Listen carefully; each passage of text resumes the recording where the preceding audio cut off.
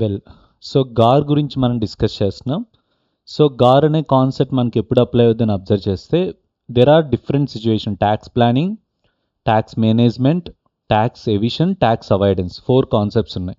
Tax planning, tax evasion, tax management కేసెస్లో GAAR అనే concept apply కాదు. ట్యాక్స్ అవాయిడెన్స్ కేసులోనే గార్ అప్లై అవుతుంది. ట్యాక్స్ అవాయిడెన్స్లో కూడా ఆల్రెడీ సార్ ఉంటాయి, స్పెసిఫిక్ అవాయిడెన్స్ రూల్స్ ఉంటే they will take care of that avoidance. Even SAAR కూడా లేకపోతే, స్పెసిఫిక్ యాంటీ అవాయిడెన్స్ రూల్స్ ఏమీ లేకపోతే అప్పుడు మనకి జనరల్ యాంటీ అవాయిడెన్స్ రూల్స్ అనేది అప్లై అవుతాయి. గార్ అనేది మనకు అప్లై అవుతుంది. సో గార్ అనే కాన్సెప్ట్ మనకి అప్లై అవ్వాలి అంటే గార్ అనే కాన్సెప్ట్ ఫస్ట్ థింగ్ ఏంటంటే మీకు ఆబ్జెక్టివ్ 2 కండిషన్స్ అనేవి సాటిస్ఫై కావాలి. ఫస్ట్ కండిషన్ ఏంటంటే primary condition, the agreement it should be impermissible avoidance agreement అయి ఉండాలి. ఇంపర్మిజిబుల్ అవాయిడెన్స్ అగ్రిమెంట్ అయి ఉండాలి. ఇంపర్మిజిబుల్ అవాయిడెన్స్ అగ్రిమెంట్ అవ్వాలంటే ఫస్ట్ కండిషన్ ఏంటంటే there should be a tax advantage, tax benefit. The primary condition should be obtaining the tax advantage, primary condition. Second ఏంటంటే in addition to that there is a some tainted element in that. Tinted element అంటే ఒక 4 టెస్టులు ఉన్నాయి. And that agreement will create a rights and obligations which are created between the people, which are not created in the if transaction is entered into arm length price. Arm length ప్రైస్లో జరిగినప్పుడు ఆ rights and obligations create అవ్వు. And next misuse and abuse of the income tax provisions, misuse or abuse of provisions. And lack of commercial substance. నేను example కూడా ఒకటి, lack of commercial substance or deemed to be lack of commercial substance. So again deemed to be lack of commercial substance అంటే section 97లో again ఇంకా 4 transactions explain చేశారు, deemed to be lack of commercial substance. And another, the manner of conducting of the agreement entered or carried out in by mean which is not ordinary carried out for the bona fide purpose. So ఈ 4 టెస్ట్లో ఏది satisfy అయినా సరే మనకి any one of the condition satisfy అయితే tainted element ఉన్నట్టు. So tainted element ఉంటే obviously GAAR అనే కాన్సెప్ట్ మనకి అప్లై అవుతుంది.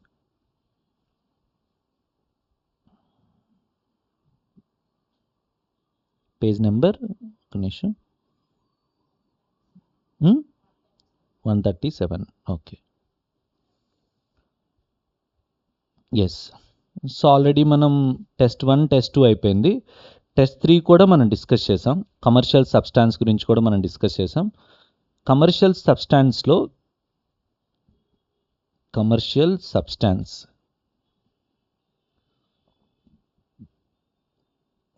యా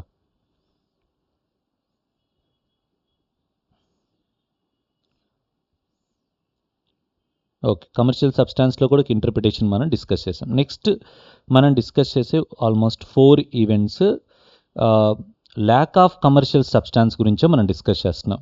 ఏంటి ఇప్పుడు మనం డిస్కస్ చేసే కాన్సెప్ట్ ఏంటి? Lack of commercial deemed to be lack of commercial substance. So deemed to be lack of commercial సబ్స్టాన్స్లో ఒక 4 యాక్టివిటీస్ ఉంటాయి. ఆ 4 యాక్టివిటీస్లో కవర్ అయితే ఆ థర్డ్ టింటెడ్ ఎలిమెంట్ మనకున్నట్టు, deemed to be lack of commercial substance. చూద్దాం guys.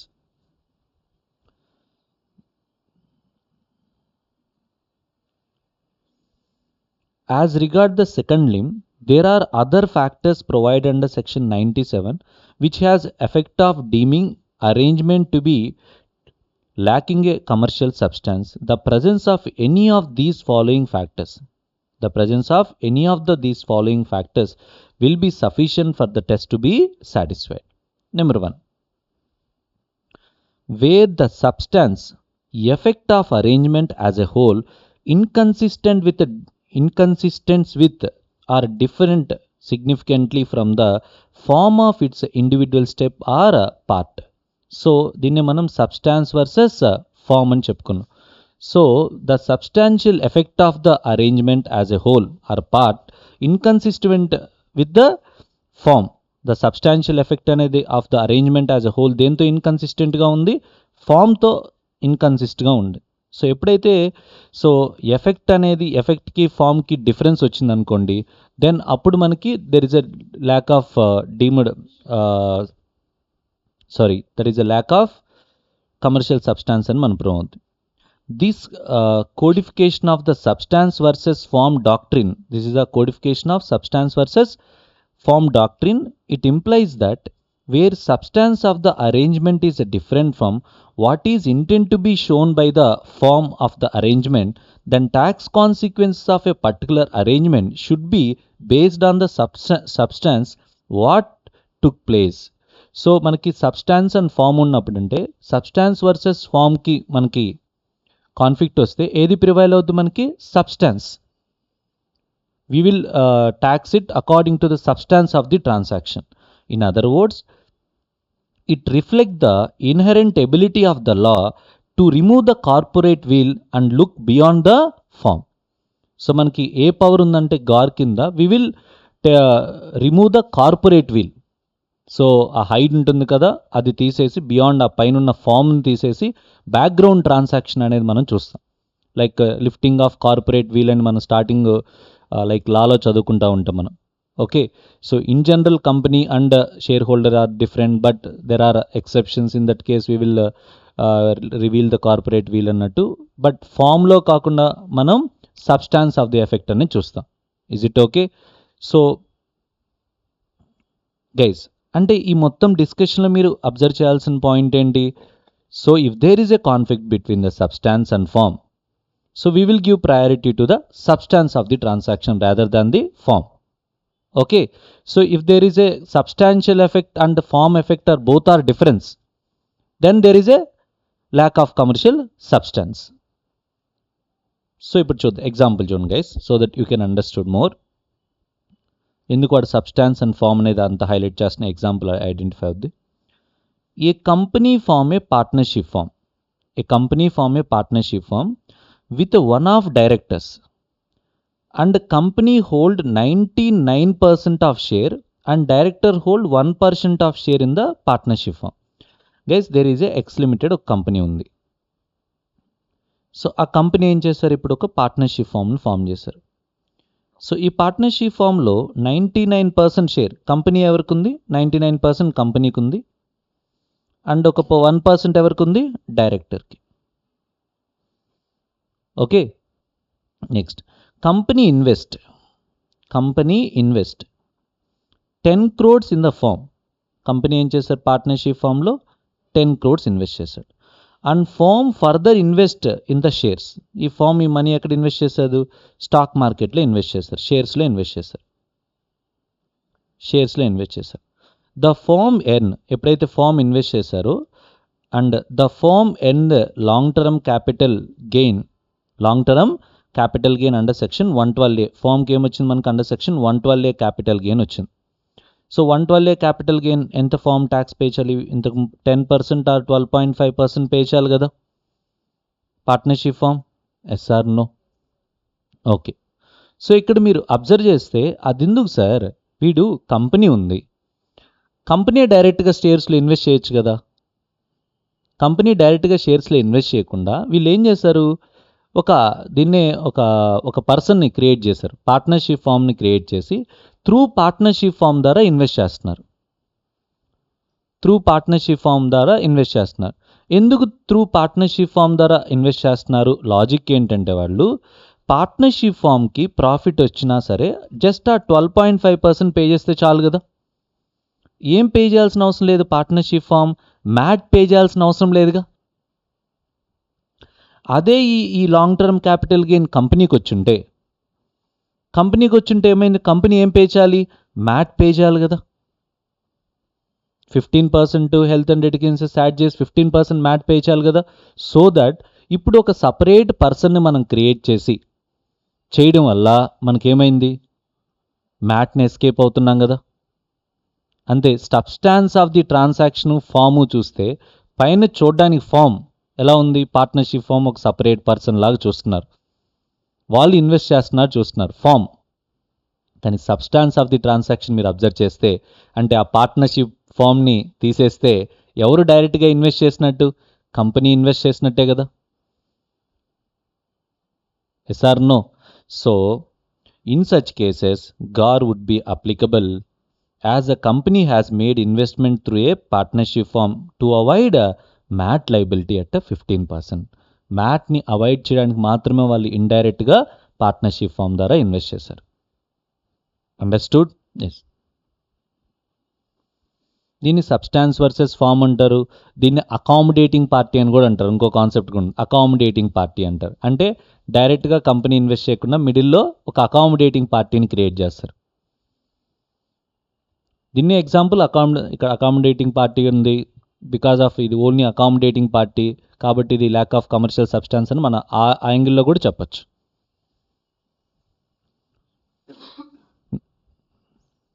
This is a point. The effect of arrangement is inconsistent with the significantly form of the substantially different from the form.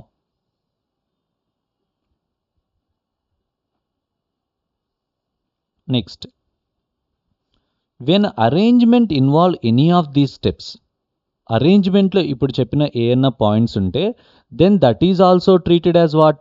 That is also treated as a lack of commercial substance. అంటే అరేంజ్మెంట్లో ఎవరున్నారు? Number 1 round trip financing. అరేంజ్మెంట్లో ఏముంది guys? Round trip financing ఉంది. Round trip financing ఉన్నా మనకు apply కాదు. That is round trip financing ఉంది దీంట్లోని ప్రూవ్ చేస్తే deemed to be lack of commercial substance అయిపోద్ది. రౌండ్ ట్రిప్ ఫైనాన్సింగ్ కాకుండా నెక్స్ట్ అకామిడేటింగ్ పార్టీ ఉన్నా అని ప్రూవ్ చేసిన. ఇప్పుడు ఒక ఎగ్జాంపుల్ అకామిడేటింగ్ పార్టీ ఉంది కదా, అకామిడేటింగ్ పార్టీ ఉందని ప్రూవ్ చేసిన deemed to a lack of commercial substance. And element that effect of offering and cancelling each other. One element is offsetting with other element అని మనం prove చేసిన దాన్ని నేను example చెప్పాను, క్రాస్ ట్రాన్స్ఫర్ అని చెప్పాను. So one element is offsetting with another అని prove చేసిన. Or you are disguising the value or location or source, ownership, control of the funds which are subject matter of the such transaction. So you are doing a activity with some other person. You are doing transaction with some other person. The purpose of doing undertaking transaction with other person ఎందుకని? To disguise నీ యొక్క ఐడెంటిటీని, so నీ లొకేషన్ని, నీ సోర్స్ని hide చేయడానికి. That is nothing but bogus, benami. కానీ సింపుల్గా మీకు అర్థం కావాలంటే బినామీ అని రాసుకోండి, benami transaction. So benami transactions కూడా కవర్ అవుతాయి కదా అక్కడ. You are doing activity with some other person. So ఎప్పుడైతే ఈ 4 ఎలిమెంట్స్ ఉంటాయో అప్పుడు కూడా మనకు అది ఏమున్నట్టు గైస్? మనకు టింటెడ్ ఎలిమెంట్ ఉన్నట్టు. సో మనం 1 by 1 డిస్కస్ చేద్దాం. ఓకే, ఫస్ట్ ఏం డిస్కస్ చేయాలి మనం? Round trip financing. గైస్ నేను అన్ని ఇండివిజువల్గా విత్ ఎగ్జాంపుల్స్తో ఎక్స్ప్లెయిన్ చేస్తున్నాను. మీరు చదివేటప్పుడు మొత్తం ఆ 4 అలా చదివేస్తే చాలు. రౌండ్ ట్రిప్ ఫైనాన్సింగ్ ఎగ్జాంపుల్ చూడండి guys. Round trip financing guys, India, Cyprus అంటే ఏంటంటే మనం లో ట్యాక్స్ లేదనుకోండి అక్కడ. సైప్రస్లో ఏం లేదు, no tax jurisdiction or tax haven అనుకోండి సైప్రస్. ఇండియాలో రిలయన్స్ ఉంది యాక్చువల్గా. ఇండియాలో రిలయన్స్. సో ఇండియాలో రిలయన్స్ లిమిట్ ఉంది. ఇండియాలో ఉన్న రిలయన్స్ లిమిటెడ్ ఏం చేయొచ్చు అంటే ఏసర్ లిమిటెడ్కి లోన్ కావాల్సి వచ్చింది. రిలయన్స్ ఎక్కడుంది? ఇండియాలో ఉంది. ఏసర్ లిమిటెడ్ ఎక్కడుంది? ఇండియాలోనే ఉంది. బట్ రిలయన్స్ వాళ్ళు ఏసర్కి డైరెక్ట్గా మనీ ఇవ్వచ్చు కదా. ఒకవేళ డైరెక్ట్గా ఇస్తే మనీ ఏమవుతుంది చెప్పండి? డైరెక్ట్గా ఇస్తే వీళ్ళు లోన్ ఇస్తారు, వీళ్ళకి ఎక్స్పెండిచర్ అవుద్ది. అండ్ రిలయన్స్కి ఏమవుద్ది? ఆ ఇంట్రెస్ట్ వాళ్ళు పే చేసేది ఇన్కమ్ అవుద్ది. అండ్ రిలయన్స్ ఏం చేయాలి? ట్యాక్స్ పే చేయాలి కదా. వీళ్ళు ఏం చేస్తున్నారంటే కావాలని చెప్పి ఈ సైప్రస్ నాన్ ట్యాక్స్ జ్యూరిస్డిక్షన్ ఉంది కదా, నాన్ ట్యాక్స్ జ్యూరిస్డిక్షన్లో ఆల్ఫా ఇన్కార్పొరేషన్ అని ఫర్ ఒక 100 crores మనీతో ఆల్ఫా ఇన్కార్పొరేషన్ ఒక కంపెనీ స్టార్ట్ చేస్తున్నారు. దేంతో? ఈక్విటీ. ఇక్కడి నుంచి మనీ ఎక్కడ పంపించారు? 100 crores నాన్ ట్యాక్స్ జ్యూరిస్డిక్షన్లో ఆల్ఫా లిమిటెడ్ పంపించారు. సో ఇప్పుడు ఆల్ఫా లిమిటెడ్ వాళ్ళు ఏమిచ్చారు? ఏసర్ లిమిటెడ్ వాళ్ళకి లోన్ ఇచ్చారు, 100 crores లోన్ ఇచ్చారు. ఇప్పుడు ఎవరికి పే చేస్తారు? ఇంట్రెస్ట్ ఎవరు పే చేస్తారు? యాసర్ వాళ్ళు ఆల్ఫా వాళ్ళకి పే చేస్తారు ఇంట్రెస్ట్. ఇప్పుడు ఈ ఆల్ఫా లిమిటెడ్ ఎక్కడుంది? నాన్ ట్యాక్స్ జ్యూరిస్డిక్షన్లో ఉంది. నాన్ ట్యాక్స్ జ్యూరిస్డిక్షన్లో ఉంది కాబట్టి వాళ్ళకి ఇన్కమ్ వచ్చింది. ఆ ఇంట్రెస్ట్ ఇన్కమ్ ఏంటి? ఎగ్జంప్టెడ్. అండర్స్టూడ్. ఇలా ప్లాన్ చేసుకోవచ్చు కదా. దీన్ని ఏమంటారు? Round trip financing. డైరెక్ట్గా ఇవ్వచ్చు. ఓకే, డైరెక్ట్గా ఇవ్వకుండా ఏం చేస్తున్నారు? Round trip financing. చుట్టూ తిరిగి, ఎందుకు కావాలని అక్కడ అవసరం లేదు. దీంట్లో కూడా అకామిడేటింగ్ పార్టీ ఉన్నట్టే కదా గైస్. దీంట్లో కూడా ఇది ఆల్ఫా ఇన్కార్పొరేషన్ ఒక అకామిడేటింగ్ పార్టీయే కదా. అంటే రౌండ్ ట్రిప్ ఫైనాన్సింగ్లో ఒక అకామిడేటింగ్ పార్టీని క్రియేట్ చేసాం. ఇప్పుడు ఎలా దీన్ని ట్యాక్స్ చేయాలంటే రౌండ్ ట్రిప్లో, అండ్ ఇంకోటి కూడా చెప్పచ్చు దీంట్లో, అకామిడేటింగ్ పార్టీ ఒకటే కాదు, రిలయన్స్ లిమిటెడ్ ఇంకోటి కూడా మీరు అబ్జర్వ్ చేస్తే, this Reliance entity doing a business with alpha incorporation to hide their identity కదా, to disguise the Reliance entity కదా. రిలయన్స్ ఎంటిటీ బ్యాక్గ్రౌండ్ ఉండేది అనేది అంతా హైడ్ చేసుకొని, సో వీళ్ళ ద్వారా చేస్తున్నట్టు కదా బిజినెస్ వాళ్ళు. అది కూడా ల్యాక్ ఆఫ్ కమర్షియల్ సబ్స్టాన్స్ కదా. ఇంకా మనం చెప్పాలంటే అసలు ఆల్ఫా కంపెనీ ఇక్కడ స్టార్ట్ చేయడం ఎందుకు? Except to get tax advantage కాకుండా అక్కడ స్టార్ట్ చేయాల్సిన నెసెసిటీయే లేదు కదా. లొకేషన్ ఆఫ్ ది కూడా, అంటే యూజువల్గా ఏమనుకుంటారంటే ఒక ట్రాన్సాక్షన్లో ఒక టింటెడ్ ఎలిమెంట్ ఉంటుందా అనుకుంటారు. అవసరం లేదు, ఎక్కువ ఉండొచ్చు tinted elements. But most of the time ఏంటంటే ఇన్స్టిట్యూట్లో సొల్యూషన్స్ వాళ్ళు ఇచ్చేటప్పుడు ఒక టెంటెడ్ ఎలిమెంటే ఇస్తుంటారు, ఒకటే అని రాస్తుంటారు. కానీ మీరు చూడండి అన్నీ ఉన్నాయి కదా. అకామిడేటింగ్ పార్టీ ఉంది, రౌండ్ ట్రిప్పింగ్ ఫైనాన్సింగ్ ఉంది. Next where there is no specific necessity establishing the company in Cyprus except to get tax advantage. And ఇక్కడ కూడా misuse or abuse of the provisions ఉన్నాయి. ఎందుకంటే డైరెక్ట్గా అంటే Cyprus and India double taxation avoidance agreement misuse చేస్తున్నట్టే కదా. So అన్నీ జరుగుతున్నాయి ఇక్కడ. బట్ మెయిన్ కోర్ ఏంటి ఇక్కడ? టింటెడ్ ఎలిమెంట్ ఏంటి? Round trip financing. Understood? Yes.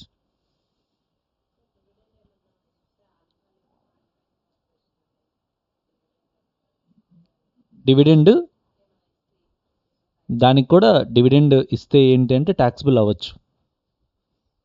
But దానికి కూడా ఏదో ఒకటి ప్లానింగ్ చేస్తారు మళ్ళీ.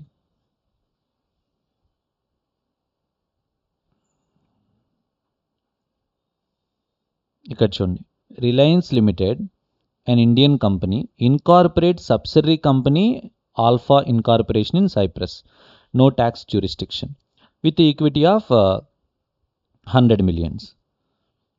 And Alpha Incorporation give loan of rupees 100 millions to another Indian company, Acer Limited, at a rate of 10% per annum. Acer Limited claim deduction of interest payable to alpha incorporation. వీళ్ళు ఏం చేశారు? మన India వాళ్ళు interest pay చేశారు. వీళ్ళు హ్యాపీగా ఏం claim చేశారు? డిడక్షన్ క్లెయిమ్ చేశారు from the profits of the business.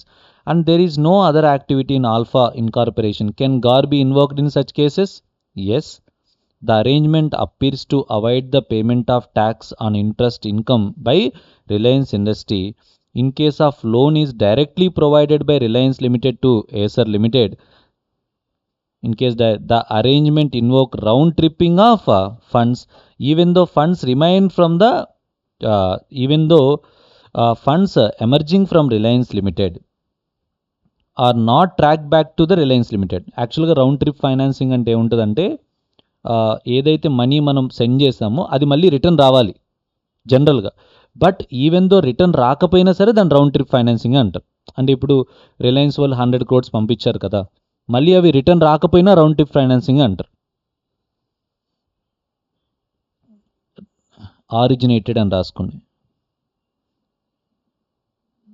ఇక్కడ రౌండ్ ట్రిప్ ఇంకోసారి చదువుతాను చూడండి. The arrangement involves round tripping of funds. The arrangement, మీరు టింటెడ్ ఎలిమెంట్ ఏం రాస్తారు? This arrangement involves round tripping of funds even though. So round trip అంటే తిరిగి రావాలి కదా సార్, మనకి రావాలి. Even though the funds origin from Reliance Limited are not tracked back to the Reliance Limited. Even though the funds originated from Reliance Limited are not tracked back to the Reliance Limited. Even though return రాకపోయినా సరే still it is treated as a round trip financing. In this case, hence the arrangement may be deemed to be lack of commercial substance. Lack of deemed to be commercial substance. Consequently, in case of Reliance Limited and Alpha Incorporation may be disregarded. In case of Reliance Limited, Alpha Limited may be disregarded. అంటే ఇంకా alpha limited ఉన్నట్టుగానే treat చేయరు and interest will be tax in the hands of Reliance limited. చూడండి, గార్ provisions invoke అయితే వాళ్ళకు supreme powers ఉంటాయి అన్నమాట. ఎలాంటి సుప్రీం పవర్స్ అంటే డెట్ని ఈక్విటీగా కూడా ట్రీట్ చేయొచ్చు. ఇప్పుడు ఇది ఈక్విటీ కదా. ఇప్పుడు యాక్చువల్గా ఈ ట్రిప్లో ఏం జరిగింది, వీళ్ళు ఈక్విటీ ఇచ్చారు ఆల్ఫాకి, వీళ్ళు డెట్ ఇచ్చారు కదా. ఇప్పుడు డైరెక్ట్గా వీడిని డిస్గైజ్ చేస్తారు, వీడిని తీసేస్తారు, ఎలిమినేట్ చేస్తారు ఈ పర్సన్ని. డైరెక్ట్గా రిలయన్స్ వాళ్ళు ఏసరికి ఏమి ఇచ్చినట్టుగా ట్రీట్ చేస్తారు, డెట్ ఇచ్చినట్టుగా ట్రీట్ చేస్తారు. సరే ఇచ్చింది ఈక్విటీ కదా వీళ్ళకి, అలా ఏం లేదు, ఆ పవర్ కూడా ఉంటుంది వీళ్ళకి. Revenue expenditure, capital expenditure, revenue expenditure, డెట్ని ఈక్విటీగా, ఈక్విటీని డెట్గా అలా కూడా ట్రీట్ చేయొచ్చు. ఆ పవర్ అనేది గార్ ఇన్వోక్ చేసే ప్రాసెస్లో వాళ్ళకి ఆ పవర్ ఉంటుంది. అండర్స్టూడ్? ఏం చెప్పాను నేను? Round tripping finance, round trip finance. Next accommodating party. Next elements that have effect of offsetting or cancelling each other. Offsetting each other, accommodating party. Yes, ఇంకొక పాయింట్ అని చూద్దాం. దీని గురించి చెప్తాను నేను, అంటే లొకేషన్ గురించి మనం డిస్కస్ చేద్దాం.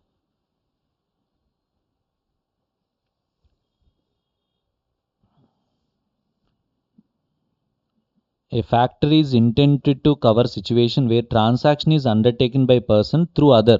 We are doing transaction with the other so as to disguise their identity. So as to disguise their identity, location, source or value. We are doing transaction with others. The purpose is we want to disguise their identity, location, source or value.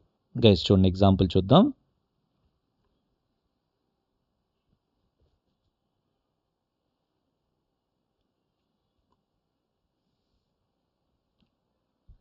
India,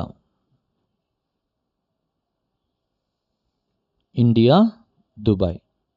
ఇండియాలో మనకి ఏముందంటే why limited ఉంది. ఇండియాలో why limited. Why limited వాళ్ళు ఏం చేశారంటే X subsidiary దుబాయ్లో start చేశారు. ఎవరి సబ్సిడీ? X limited. ఎవరి subsidy? Y limited subsidiary X limited subsidiary start చేశారు. ఇక్కడ ఏంటంటే సబ్సిడరీ స్టార్ట్ చేస్తే ఇప్పుడు ఈ సబ్సిడీకి, దుబాయ్లో ఉన్న సబ్సిడీకి ఏమొస్తున్నాయి, మనకి ప్రాఫిట్ వస్తుంది. రావచ్చు కదా, మనం వై లిమిటెడ్ దుబాయ్లో సబ్సిడీ ఉంది కాబట్టి అక్కడ ప్రాఫిట్ రావచ్చు. సో ఆ ప్రాఫిట్ని మనం తీసుకుంటే ఏమవుద్ది, మనకి ప్రాఫిట్ని డివిడెండ్గా తీసుకుంటే ఏమవుద్ది, మనకి ఇండియాలో ట్యాక్స్ బిల్ అవుద్ది కదా. ఎవరు పే చేయాలి దాని మీద ట్యాక్స్? ఇండియన్ కంపెనీ పే చేయాలి.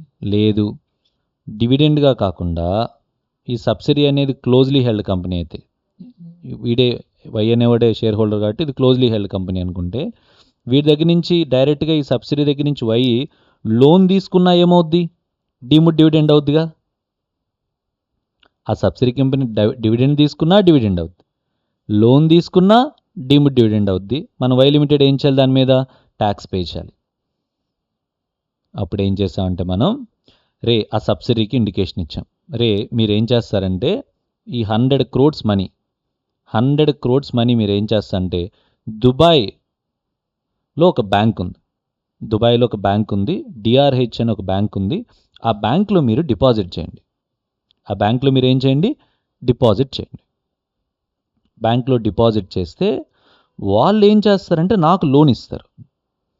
మీరు డైరెక్ట్గా నాకు ఇవ్వకుండా మీరు దుబాయ్లో ఉన్న ఆ బ్యాంక్లో డిపాజిట్ చేస్తే ఆ బ్యాంక్ వాళ్ళు నాకు లోన్ ఇస్తారు. సో బ్యాంక్ వాళ్ళు లోన్ ఇస్తారు. ఇప్పుడు నేను వీళ్ళకి ఏం పే చేస్తాను, ఇంట్రెస్ట్ పే చేస్తాను. బ్యాంక్కి ఏం చేస్తాను, ఇంట్రెస్ట్ పే చేస్తాను. బ్యాంక్ ఇంట్రెస్ట్ పే చేస్తే ఈ ఇంట్రెస్ట్ నేనేం క్లెయిమ్ చేసుకోవచ్చు, ఎక్స్పెండిచర్ క్లెయిమ్ చేసుకోవచ్చు. అలా అంటే sir Dubai bank tax pay చేయాలి కదా అంటే, దుబాయ్కి మన ఇండియాకు ఉన్న డబుల్ ట్యాక్సేషన్ అవాయిడెన్స్ అగ్రిమెంట్లో సో దుబాయ్ బ్యాంక్ ఎవరికైనా ఇండియా వాళ్ళకి లోన్స్ ఇచ్చి వాళ్ళు ఇంట్రెస్ట్ కలెక్ట్ చేస్తే ఆ ఇంట్రెస్ట్ ఏంటి, ఎగ్జామ్టెడ్. బికాజ్ వాళ్ళకి అసలు ఇన్కమ్ ట్యాక్స్ లేదు.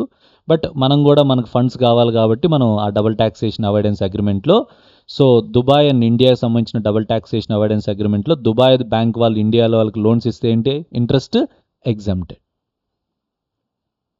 ఓకే, ప్లాన్ చేసాం కదా బాగానే. సో ఈ ప్లానింగ్లో మీరు అబ్జర్వ్ చేస్తే అసలు ఒక అకామిడేటింగ్ పార్టీని క్రియేట్ చేసాం. డైరెక్ట్గా వీళ్ళిద్దరే ఇలా ఇవ్వచ్చు కదా. ఓకే, సో ఒక అకామిడేటింగ్ పార్టీని క్రియేట్ చేసి సో హ్యాపీగా మనం ట్యాక్స్ అనేది మిస్యూజ్ చేస్తున్నాం. గార్ అప్లై వద్దా, అప్లై కదమ్మా, ఎస్. గార్ అనేది మనం ఏం చేయొచ్చమ్మా, ఇన్వోక్ చేయొచ్చు. గైస్ చూడండి, this is an arrangement where main purpose is to bring money out of the reserve. ఈ అరేంజ్మెంట్ మెయిన్ పర్పస్ ఏంటి, to bring money out of the reserve in ex subsidiary to India without payment of due taxes. మన outside India నుంచి ఇండియాకి money తీసుకురావాలి, that is our main purpose, but without payment of due taxes. The tax benefit is saving of the taxes on income to be received from the ex subsidiary by way of dividend or deemed dividend. The tax benefit is saving. Maybe మీరు money డివిడెండ్గా కానీ డీమ్డ్ డివిడెండ్గా కానీ తీసుకొని ఉంటే tax pay చేయాల్సి వస్తుంది. But because of this arrangement వల్ల ట్యాక్స్ బెనిఫిట్ వచ్చిందా లేదా మనకి. So and the arrangement disguise the source of fund. Source of ఫండ్ని డిస్గైజ్ చేశారు అంటే యాక్చువల్గా సోర్స్ ఆఫ్ ఫండ్ నీకు ఎక్కడి నుంచి వచ్చాయి, సబ్సిడీ నుంచి వచ్చాయి. కానీ ఏం చేసాం మనం, మధ్యలో వీళ్ళకి ఇచ్చి వాళ్ళ దగ్గర నుంచి మనం వీళ్ళు తీసుకున్నాం కదా, అంటే సోర్స్ ఆఫ్ ఫండ్ని డిస్గైజ్ చేశాం కదా, అకామిడేటింగ్ పార్టీ క్రియేట్ చేశాంగా. ఇంకో ఆఫ్ సెట్టింగ్ ఎలిమెంట్ కూడా ఉంది చూడండి మీరు, ఒకే దాంట్లో చూడండి, ఒకే దాంట్లో 3 ఉన్నాయి. సోర్స్ ఆఫ్ ఫండ్ని డిస్కస్ చేసాం, అకామిడేటివ్ పార్టీ క్రియేట్ చేసాం, అండ్ ఆఫ్ సెట్టింగ్ ట్రాన్సాక్షన్. వాడి డిపాజిట్ చేస్తేనే మనకు లోన్ ఇచ్చారు, లేకపోతే ఆ బ్యాంకు లోన్ ఇవ్వరు. ఆఫ్ సెట్టింగ్ ఎలిమెంట్ ఉంది. So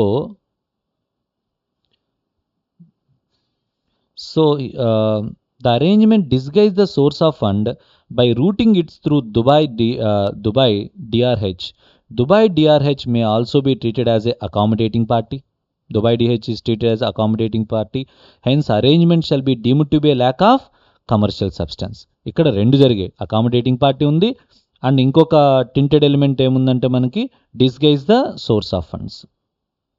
consequently in this case Y, in case of Y, loan amount would be treated as a dividend. చూడండి వాళ్ళకి ఎంత సూపర్ పవర్ ఉందో, లోన్ ఏ విధంగా ట్రీట్ చేస్తున్నారు, డివిడెండ్. Income received from ex subsidiary to the extent reserves are available with the ex subsidiary and no expenses by way of interest will be allowed. మనం ఏదైనా ఇంట్రెస్ట్ ఇక్కడ పే చేసినా అవేమీ రా, ఇంట్రెస్ట్ మనకి డిడక్షన్ రాదు. మనం ఇక్కడ ఏదైతే ఇంట్రెస్ట్ పే చేస్తామో ఇంట్రెస్ట్ డిడక్షన్ రాదు. అండ్ మనకి ఏదైతే ఇక్కడ అమౌంట్ వచ్చిందో, మనకి లోన్ వచ్చిందో దాన్ని ఏ విధంగా ట్రీట్ చేస్తారు, deemed dividend to the extent of accumulated ప్రాఫిట్స్గా డీమ్డ్ డివిడెండ్గా ట్రీట్ చేస్తారు. In case of Dubai limited, exemption from tax on interest and double taxation avoidance agreement may not be allowed as a Dubai HF is not a beneficial owner of the interest. GAR may be invoked to deny the double taxation avoidance benefit as arrangement will be perceived an attempt to hide the source of funds of X Limited. Even double taxation avoidance benefit కూడా ఇవ్వకపోవచ్చు because they are hiding the source of funds. Understood? Example. ఈ example దేనికి సంబంధించింది మనకి, so డిస్గైజింగ్ the source of funds and accommodating party and of setting కూడా ఉంది మనకి element. Any points? 4 round tripping, accommodating party, next of setting element, disguise the funds source, transaction doing some other person, disguise the funds source అన్నిటి గురించి. Next అంటే ఇప్పుడు ఇది అయిపోయింది కదా, సబ్స్టాన్స్ వర్సెస్ ఫామ్ డిస్కస్ చేసాం కదా. Next and when arrangement involve following activities and 4 activities: round tripping, accommodating, element of set of, disguise. ఈ 4 పాయింట్స్ గురించి కూడా డిస్కస్ చేసాం కదా. నెక్స్ట్ ఏంటి? No substantial commercial purpose. అంటే ఒక పర్టికులర్ ప్లేస్లో నువ్వు బిజినెస్ స్టార్ట్ చేయడానికి, ఒక పర్టికులర్ ప్లేస్లో ఒక కంపెనీ నువ్వు స్టార్ట్ చేయడానికి there is no specific purpose except to obtain a financial benefit, except to obtain a tax benefit. When arrangement involves, ఇక్కడ డిస్కస్ చేద్దాం straight away. When arrangement involves the location of an asset, there is arrangement involves location of asset of a transaction, location of asset, location of transaction, or place of residence of any party which is without any substantial commercial presence other than obtaining the benefit for the party. ఈ అరేంజ్మెంట్లో location of the asset కానీ, location of transaction కానీ, location of residence కానీ, ఎందుకు? Without any substantial commercial purpose, only other than obtaining the tax benefit. Only tax advantage కోసం నువ్వు అలా enter అవుతున్నావు. అక్కడ ఫిజికల్గా పర్టికులర్ లొకేషన్లో ఉండడం వల్ల నీకు ఎటువంటి అడ్వాంటేజ్ ఏం లేదు. ఓకే, దాన్ని మనం ఎక్స్ప్లెయిన్ చేయడానికి ఒక ఎగ్జాంపుల్ని చూద్దాం.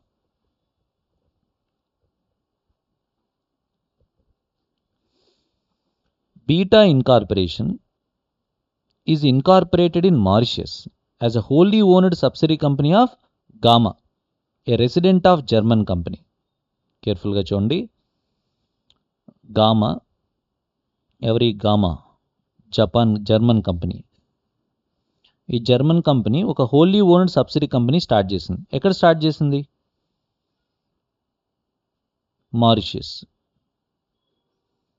మారిషియస్ అంటే తెలుసు కదా మీకు, సబ్సిడీ కంపెనీ స్టార్ట్ చేశారు.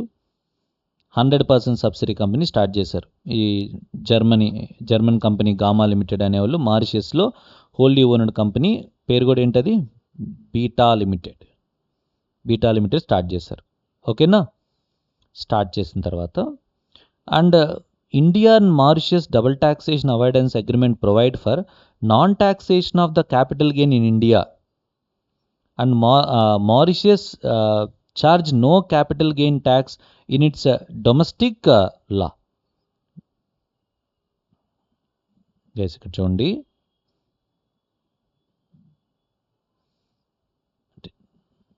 గామా లిమిటెడ్ కదా, గామా లిమిటెడ్ వీళ్ళు ఎక్కడ స్టార్ట్ చేశారు? మారిషియస్లో సబ్సిడీ కంపెనీ స్టార్ట్ చేశారు.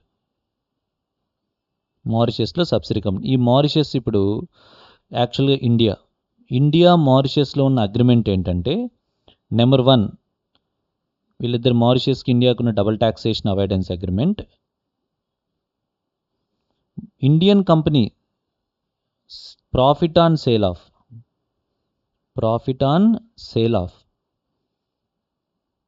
ఇండియన్ కంపెనీ షేర్స్ సేల్ చేస్తే నో ట్యాక్స్ ఇన్ ఇండియాలో ఏం లెవీ చేయట్లేదు, డబుల్ టాక్సేషన్ ప్రకారం ట్యాక్స్ అనేది లెవీ చేయట్లేదు. అండ్ ఇంకొకటి ఏంటి, మారిషియస్లో కూడా క్యాపిటల్ గెయిన్ ట్యాక్స్ లేదంట. No tax in Mauritius also no tax. అంటే ఏం చేయొచ్చు అంటే, వీళ్ళు చేసే పని అబ్జర్వ్ చేస్తున్నారా? ఈ జర్మన్ కంపెనీ డైరెక్ట్గా ఇండియన్ కంపెనీలో షేర్స్ ఇన్వెస్ట్ చేసి, ఇండియన్ కంపెనీ షేర్స్లో ఇన్వెస్ట్ చేస్తే ఆ క్యాపిటల్ గెయిన్ అన్న వస్తే ఇండియాలో ట్యాక్స్ పే చేయాలి. ఎందుకంటే ఇండియాలో ఉన్న క్యాపిటల్ అసెట్ సేల్ చేస్తున్నారు కాబట్టి. వీళ్ళు ఏం చేస్తున్నారు? ఇండియాలో ఇన్వెస్ట్ చేయకుండా డైరెక్ట్గా ఒక సబ్సిడీ కంపెనీ మారిషియస్లో ఒక tax haven non tax jurisdiction, ఇది ఈ నాన్ ట్యాక్స్ జ్యూరిస్డిక్షన్లో కంపెనీ స్టార్ట్ చేసి దాని ద్వారా ఇన్వెస్ట్ చేస్తున్నారు. దాని ద్వారా ఇన్వెస్ట్ చేసినప్పుడు ఆటోమేటిక్ ఏముంది? క్యాపిటల్ గెయిన్ వస్తుంది వాళ్ళకి. కానీ క్యాపిటల్ గెయిన్ వచ్చేది ఎందుకు? మన India Mauritius double taxation avoidance అగ్రిమెంట్లో ట్యాక్స్ లేదు, అక్కడ అది అలాగా మారిషియస్లో నో ట్యాక్స్ జ్యూరిస్డిక్షన్ కాబట్టి అక్కడ క్యాపిటల్ గెయిన్ ట్యాక్స్ లేదు. అది వీళ్ళ ఇంటెన్షన్. అంటే ఇప్పుడు ఫైనల్ ఏంటంటే, the location of the company, ఇక్కడ మారిషియస్లో స్టార్ట్ చేయడం వల్ల company, what is the intention? Is there any commercial substance? No, except to get tax advantage. Only tax advantage కోసం వాళ్ళు స్టార్ట్ చేస్తున్నారు. మనం ఏం చేయొచ్చు? గార్ ఇన్వోక్ చేయొచ్చు కదా. ఇది మన థియరీ ఉంది, ఒకసారి చూద్దాం. And Mauritius charge no capital gain in domestic law. Some shares of Alpha Limited in Indian company are acquired by the Beta Limited. So Alpha Limited షేర్స్ని ఎవరు ఎక్వైర్ చేశారు?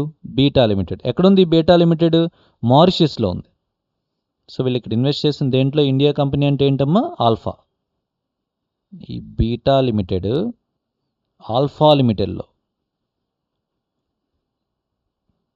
ఆల్ఫా లిమిటెడ్లో ఇన్వెస్ట్ చేశారు. After the date of coming to the force of GAAR provisions, the entire funding for investment made by Beta in Alpha Limited was done by the Gamma. ఎక్కడి నుంచి వచ్చే మొత్తం funds? German company దగ్గర నుంచే వచ్చాయి. These shares are subsequently dispose of by Beta limited after 5 years. Beta limited ఆ ఇండియాలో invest చేసిన షేర్స్ని 5 years తర్వాత సేల్ చేసి, the resulting capital gain with the Beta incorporation claim as a not taxed in India by virtue of India double taxation avoidance agreement, and beta incorporation has not made any other transaction during the previous. ఇండియాలో వాళ్ళు tax ఏం pay చేయట్లేదు, because India Mauritius double taxation avoidance అగ్రిమెంట్లో tax లేదు capital gains మీద. ఏం చేద్దాం? GAAR invoke చేయొచ్చా అంటే yes, this is arrangement which has been created with the main purpose of avoiding the capital gain tax in India by routing investment through favourable jurisdiction ద్వారా మనం route చేసే funds tax advantage తీసుకున్నాం. These as there is no neither commercial purpose nor commercial substance in terms of business risk or cash flow to the Gamma in setting up of the Beta incorporation. There is no physical, అక్కడ commercial substance ఆ physical ఆ ప్లేస్లో పెట్టడానికి ఏం లేదు. It should be immaterial.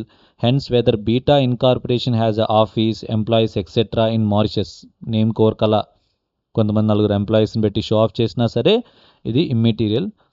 Both the purpose test and tainted element, purpose test అంటే tax advantage, purpose test and tainted element test are satisfied for the purpose of invoking GAAR. Understood guys? డెఫినెట్గా మనం examples ఎంత డీటెయిల్గా discuss చేయడం వల్ల ఎగ్జామ్లో గార్ గురించి ఏది అడిగినా రాయగలరు.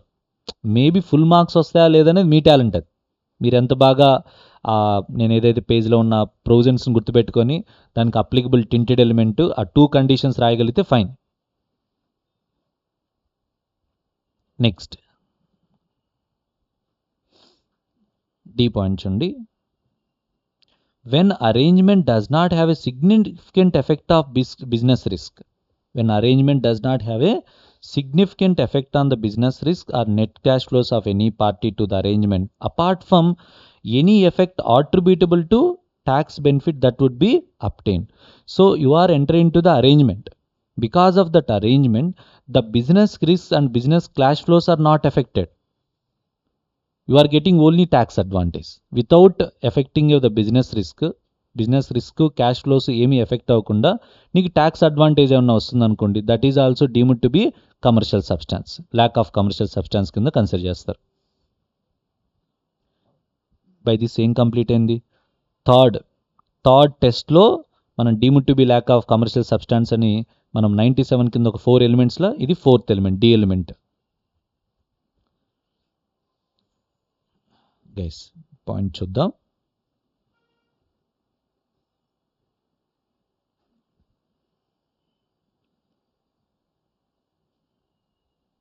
గార్ ఏ సెక్షన్లో ఉంది గారు? నిమిషం, page number 106. Okay,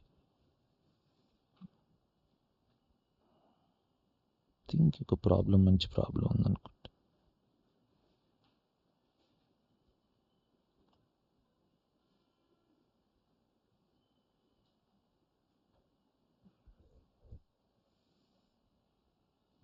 question number 10 ఒకసారి చూడండి. Question number 10.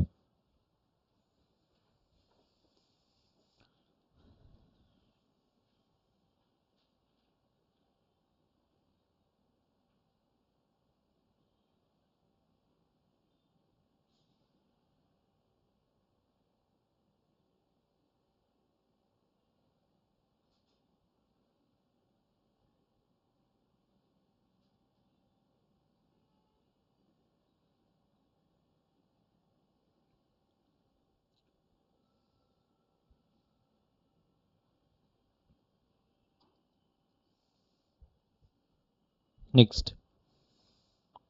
కొంచెం ఫ్యాక్ట్స్ని రీస్టేట్ చేస్తా డిస్కస్ చేద్దాం గైస్ ఈ పాయింట్ని. సో మీరు ఇక్కడ రాసినప్పుడు రిఫర్ అంటే ప్రతి ఒక్క దానికి ఒక ఎగ్జాంపుల్ చూస్తున్నాం మనం. అంటే ఆ రూల్ అనేది ఎలా ఇంప్లిమెంటేషన్ ఒక ఎగ్జాంపుల్ చూస్తున్నాం. ఇక్కడ రిఫర్ ప్రాబ్లం నెంబర్ 10 అని నోట్ చేసుకోండి.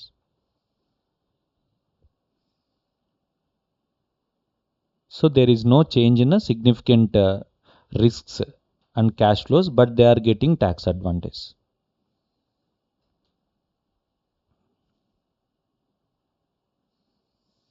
Yeah, Y Limited is a company incorporated in country 1. So Y Limited is a company incorporated in country 1. So one by one మనం parallel గా డిస్కస్ చేద్దాం. Y Limited incorporated in country 1లో incorporate అయింది. And it is a non resident in India. Obvious non resident, they are non resident. Z Limited is a company resident in India. Z Limited is a company resident in India. Okay, Z Limited is a resident in India. Resident. వీళ్ళెవరు country 1లో ఉన్నారు? Non resident Y limited.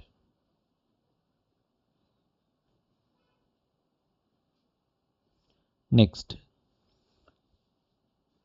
A Limited is a company incorporated in F1.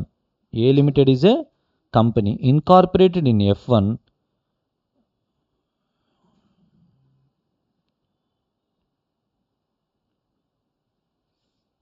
A Limited is a company incorporated in F1 and it is a 100% subsidiary of Y Limited. So Y లిమిటెడ్కి ఒక 100% subsidy company start చేశారు. Y Limited ఎక్కడ start చేశారు? అది F1 కంట్రీలో start చేశారు. ఎవరు start చేశారమ్మా? A Limited. So sorry, Y Limited వాళ్ళు ఒక 100% సబ్సిడీ కంపెనీ స్టార్ట్ చేశారు. 100% subsidiary company called as a Limited that is started in F1 కంట్రీలో స్టార్ట్ చేశారు. Next Z Limited form a joint venture company. Z Limited form a joint venture company X Limited in India after the date of commencement of GAAR provisions and there is no other activity in A Limited. And Z Limited వాళ్ళు ఏం చేశారు? ఒక కొత్త company start చేశారు. Again ఒక joint venture start చేశారు. ఏది start చేశారమ్మా? జెడ్ లిమిటెడ్ ఎక్స్ లిమిటెడ్ అని ఒక జాయింట్ వెంచర్ని స్టార్ట్ చేశారు ఇండియాలో. X Limited joint venture start చేశారు ఇండియా. జాయింట్ వెంచర్ స్టార్ట్ చేశారు. And India F1 tax rate provide for non-taxation of capital gain in the source country and country F and charge no capital gain tax in a domestic law. So ఇక్కడ మీరు observe చేస్తే and F1 country and India వీళ్ళ మధ్య ఉన్న double taxation avoidance అగ్రిమెంట్లో ఉన్న 2 advantages ఏంటంటే, so ఇండియాలో మీరు ఏమైనా కంపెనీలో షేర్స్ సేల్ చేశారనుకోండి, ఇండియాలో ఉన్న కంపెనీ షేర్ సేల్ చేశారనుకో, క్యాపిటల్ గెయిన్ ఉంటుందా అంటే no capital gain, no tax, no capital gain tax in India, no capital gain tax ఎక్కడ లేదు. ఇంకా ఇన్ F1 కంట్రీ కూడా లేదు, F1 కంట్రీలో కూడా లేదు. ఓకే, నెక్స్ట్ చూడండి. And a limited also designated as a permanent transfer of Y Limited. A Limited also designated as a permanent transfer of Y Limited, and permitted transfer means through shares are held by A Limited. అంటే permitted transfer of Y Limited అంటే meaning చెప్తున్నా. permitted transfer means that those shares are held by A Limited, all the rights of voting and management and right to sell are vested with Y limited. అంటే A limited అనేది ఉంది, that's fine. ఇప్పుడు Y limited వాళ్ళు ఏం start చేశారు, F1లో a limited start చేశారు, కానీ all rights అంటే ఏ లిమిటెడ్ షేర్స్ని ఎప్పుడు అమ్మాలి అవన్నీ డిసైడ్ చేసేది ఎవరు, వై లిమిటెడ్ వాళ్ళే డిసైడ్ చేస్తున్నారు. బికాస్ 100% సబ్సిడీగా కంపెనీ కాబట్టి డిసైడ్ చేస్తున్నారు. ఓకే గైస్, ఫ్యాక్ట్స్ అన్నీ అలా ఉంటాయి, కానీ ఎట్ ద ఎండ్ చూసిన తర్వాత అదేం ఉండదు, మనం నీట్గా రాసుకుంటున్నాం అంతే. As per the joint venture agreement 49% of X limited equity shares allotted to A Limited and 51% allotted to Z limited. So ఇప్పుడు కొత్త జాయింట్ వెంచర్ స్టార్ట్ అయింది కదా, ఏంటా జాయింట్ వెంచర్, ఎక్స్ లిమిటెడ్. ఈ ఎక్స్ లిమిటెడ్లో 49% షేర్స్ ఎవరు హెల్డ్ చేశారు, ఏ Limited. And 51% shares ఎవరు allot చేశారు, జెడ్ లిమిటెడ్ అలాట్ చేశారు. జెడ్ లిమిటెడ్ జాయింట్ వెంచర్ కాబట్టి 49 to 51%. Therefore, the shares of X Limited held by A Limited are sold to C Limited, a company connected to the Z Limited group. So ఇప్పుడు ఏం చేశారంటే ఏ limited shares ఎంత ఉన్నాయి, 49%. ఈ A limited shares అనేదాన్ని some other పర్సన్కి sale చేశారు. Sale of shares which are connected to the Z. ఎవరైతే సీనా, సి లిమిటెడ్కి సేల్ చేశారు. సేల్ చేయడం వల్ల మనకేమొస్తుంది, క్యాపిటల్ గెయిన్ వస్తుంది. Group as per the treaty with F1 country, capital gain arising to A Limited are not taxable in India. As per the India country 1 tax territory, capital gain is taxable. Capital gain is taxable, chargeable to tax in the source country. Can GAR be invoked to deny the tax benefit? ఇక్కడ మీరు చూడండి, మీరు transaction ఒకసారి చూస్తే యాక్చువల్గా C1 కంట్రీకి and Z లిమిటెడ్కి, C1 కంట్రీకి జెడ్ లిమిటెడ్కి ఉన్న డబుల్ ట్యాక్సేషన్ అవాయిడెన్స్ అగ్రిమెంట్లో ఇండియాలో ఉన్న షేర్స్ని ఏమన్నా సేల్ చేస్తే క్యాపిటల్ గెయిన్ ఉంది, క్యాపిటల్ గెయిన్ ట్యాక్స్ ఉంది. సోర్స్ కంట్రీలో ట్యాక్స్ పే చేయాలి. అంటే సో వై లిమిటెడ్ వచ్చి ఇండియాలో షేర్స్లో ఏమైనా ఇన్వెస్ట్ చేసి ఆ షేర్స్ని ఇండియాలో సేల్ చేస్తే సోర్స్ కంట్రీ ఇండియా కాబట్టి ఇండియాలో వాళ్ళు ఏం చేయాలి, ట్యాక్స్ పే చేయాలి. కానీ వాళ్ళు ఎంత మేనేజ్ చేశారు చూడండి. ఇప్పుడు ఎంత మేనేజ్ చేశారంటే యాక్చువల్గా వై లిమిటెడ్ వాళ్ళు అంటే C1 కంట్రీలో ఉన్న వాళ్ళు డైరెక్ట్గా వచ్చి ఇండియాలో ఇన్వెస్ట్ చేయొచ్చు. డైరెక్ట్గా ఇన్వెస్ట్ చేసే ఆప్షన్ ఉంది కదా. డైరెక్ట్గా ఇన్వెస్ట్ చేసే ప్రాబ్లం ఏంటి అంటే లైక్ వై లిమిటెడ్ అండ్ ఇప్పుడు joint venture Y Limited Z Limited joint venture start చేయాలనుకున్నారమ్మా, వాళ్ళు డైరెక్ట్గా స్టార్ట్ చేసేయచ్చు కదా జాయింట్ వెంచరు. డైరెక్ట్గా వై లిమిటెడే దేంట్లో ఈ జెడ్ లిమిటెడ్లో ఇన్వెస్ట్ చేయొచ్చు కదా. చేయకుండా ఏం చేస్తుంది, జెడ్ లిమిటెడ్లో ఇన్వెస్ట్ చేయకుండా ఎక్స్ లిమిటెడ్లో ఇన్వెస్ట్ చేయకుండా వీళ్ళు ఎందుకని ఇండియాకి C1కి ఉన్న కంట్రీకి ఉన్న డబుల్ ట్యాక్సేషన్లో ట్యాక్స్ ఉంది కాబట్టి వీళ్ళు కావాలని ఒక కంపెనీ క్రియేట్ చేశారు. ఏంటి ఆ కంపెనీ వాళ్ళు క్రియేట్ చేసింది, ఈ tax seven country no tax జ్యూరిస్డిక్షన్లో ఒక కంపెనీ స్టార్ట్ చేసి through this accommodating party they are investing. Through this accommodating party వాళ్ళు ఇన్వెస్ట్ చేస్తున్నారు. ఇన్వెస్ట్ చేసి ఏమని చెప్తున్నారు, మాకు ట్యాక్స్ లేదని చెప్తున్నారు. వాళ్ళు ఇండియాలో ఇన్వెస్ట్ చేశారు. ఇండియాలో ఇన్వెస్ట్ చేసిన తర్వాత ఆ షేర్స్ని సేల్ చేశారు. సేల్ చేసిన తర్వాత ఇప్పుడు దాని మీద ఏం లేదు, ఇండియాకి అండ్ F1 కంట్రీకి ఉన్న డబుల్ ట్యాక్సేషన్ అవాయిడెన్స్ అగ్రిమెంట్లో ట్యాక్స్ లేదు. ఈ ఏ లిమిటెడ్లో జాయింట్ వెంచర్లో వాళ్ళకి ఏదైతే షేర్స్ ఉన్నాయో 49% షేర్స్ అవి ఏ లిమిటెడ్ వాళ్ళు సేల్ చేసినా సరే ఇండియాలో ట్యాక్స్ ఏమీ ఉండదు అనేది వాళ్ళ ఆర్గ్యుమెంట్. కరెక్టా అంటే కరెక్టే, లాజికల్గా కరెక్టే, కానీ దే ఆర్ మిస్యూజింగ్ కదా. There is no commercial substance కదా. ఇక్కడ స్టార్ట్ చేయడం వల్ల కమర్షియల్ సబ్స్టాన్స్ ఏం లేదు కదా, అక్కడ స్టార్ట్ చేయాల్సిన అవసరం లేదు కదా. There is no commercial substance, accommodating party and Y limited ఇక్కడ సబ్సిడీ స్టార్ట్ చేసి ఇన్వెస్ట్ చేయడం వల్ల వాళ్ళ యొక్క నెట్ క్యాష్ ఫ్లోస్ ఏమైనా ఎఫెక్ట్ అవుతున్నాయా, రిస్క్ ఏమన్నా ఎఫెక్ట్ అవుతుందా, ఏమీ లేదు కదా, except to get tax advantage. So మనం ఏం చేయొచ్చమ్మా, గార్ ఇన్వోక్ చేయొచ్చు. ఇన్వోక్ చేసి ఎలా ట్రీట్ చేస్తారంటే ఏ లిమిటెడ్ని డిస్గైజ్ చేస్తారు. ఎలిమినేట్ చేస్తారు. ఏ లిమిటెడ్ని ఎలిమినేట్ చేసి assume that Y limited directly invested in India. Y limited డైరెక్ట్గా ఇండియాలో ఇన్వెస్ట్ చేసినట్టుగా ట్రీట్ చేసి క్యాపిటల్ గెయిన్ ట్యాక్స్ ఇండియాలో పే చేయమంటారు.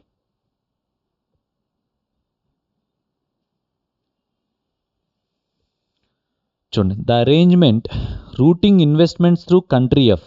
ద అరేంజ్మెంట్ వాళ్ళు C1 country through F1 result in tax benefit since there is no business purpose in incorporating country A limited in country F1 which is a low tax jurisdiction. They have no specific, there is no business purpose of incorporation A limited in F1 country.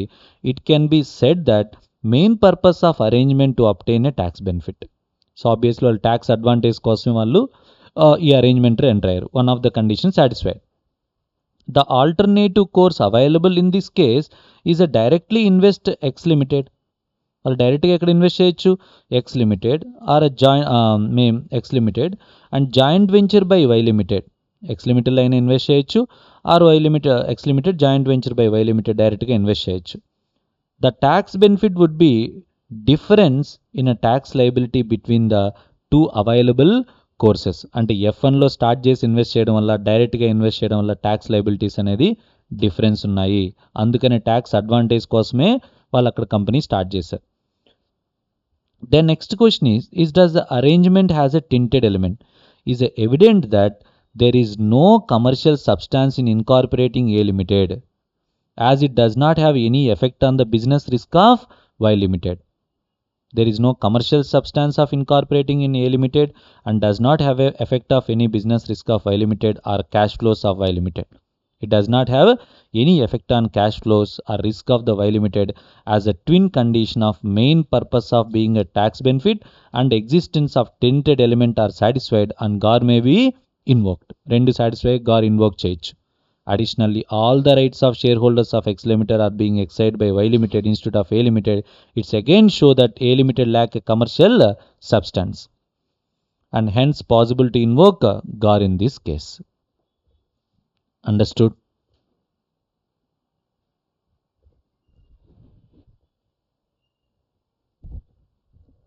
Yeah. ఇది ఏమైనా example note చేశారా? అవసరం లేదా? ఇది అవసరం లేదు, అర్థమైంది కదా? Okay. So back to our discussion.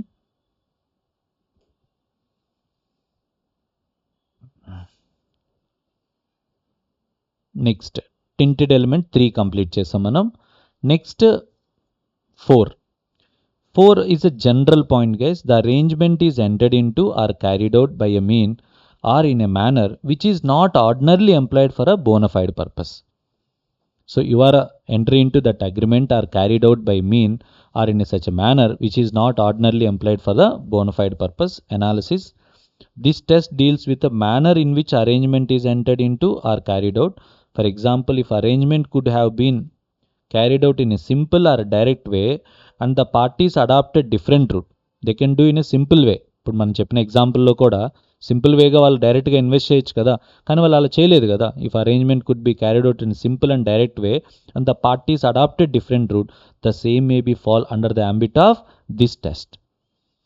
The manner of carrying of the activity అనేది కూడా మనకి ఇంపాక్ట్ అవుద్ది. సో బోనఫైడ్ పర్పస్ కాకుండా వేరే ఆర్డినర్లీ దే కెన్ క్యారిఫైడ్ బోనఫైడ్ పర్పస్లో కానీ వేరే అదర్ పర్పస్ చేసినా మనం టింటెడ్ ఎలిమెంట్ ఉందని ఫైండ్ అవుట్ చేయొచ్చు. బట్ పాయింట్ ఏంటంటే ట్యాక్స్ అడ్వాంటేజ్ ఉండాలి, బెనిఫిట్ ఉన్న తర్వాత ఈ టెంటెడ్ ఎలిమెంట్ చూడాలి మనం. ఓకేనా? మొత్తం ఎన్ని టెస్ట్లు కంప్లీట్ చేసాం మనం? 4 టెస్ట్.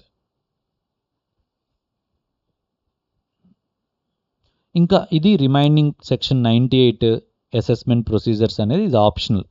మీరు ఇవేమీ మ్యాండేటరీ ఏం కాదు, జస్ట్ వర్క్ నాలెడ్జ్ కోసం వరకు చూడడమే. Will just see read once అని రాసుకుని పక్కనది నేను ఎక్స్ప్లెయిన్ చేస్తాను. But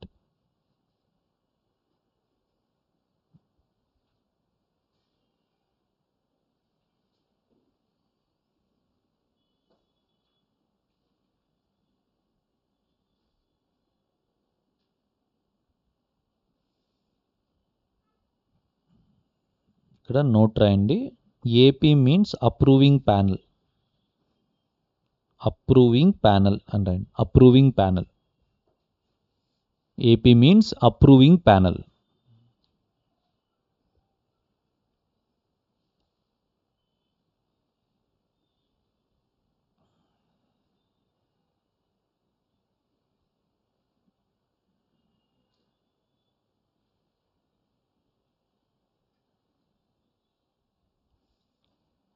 Approving panel, let's see.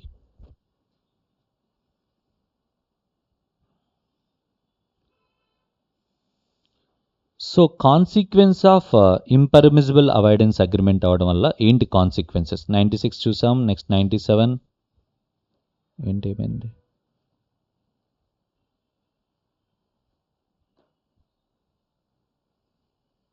Yeah, so 96, 97, 98.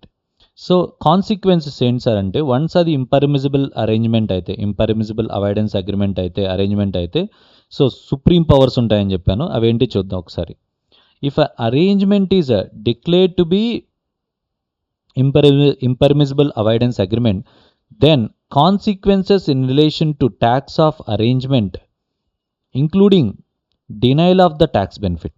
First ఏం చేస్తారు మీకు, including denial of the tax benefit or benefits under the tax treaty shall be determined by, so they will once అది consequence అంటే they will deny the benefits in the income ట్యాక్స్లో benefits కానీ tax ట్రీటీలో ఉన్న benefits కానీ రెండింటిని ఏం చేస్తారు వాళ్ళు, డినై చేస్తారు.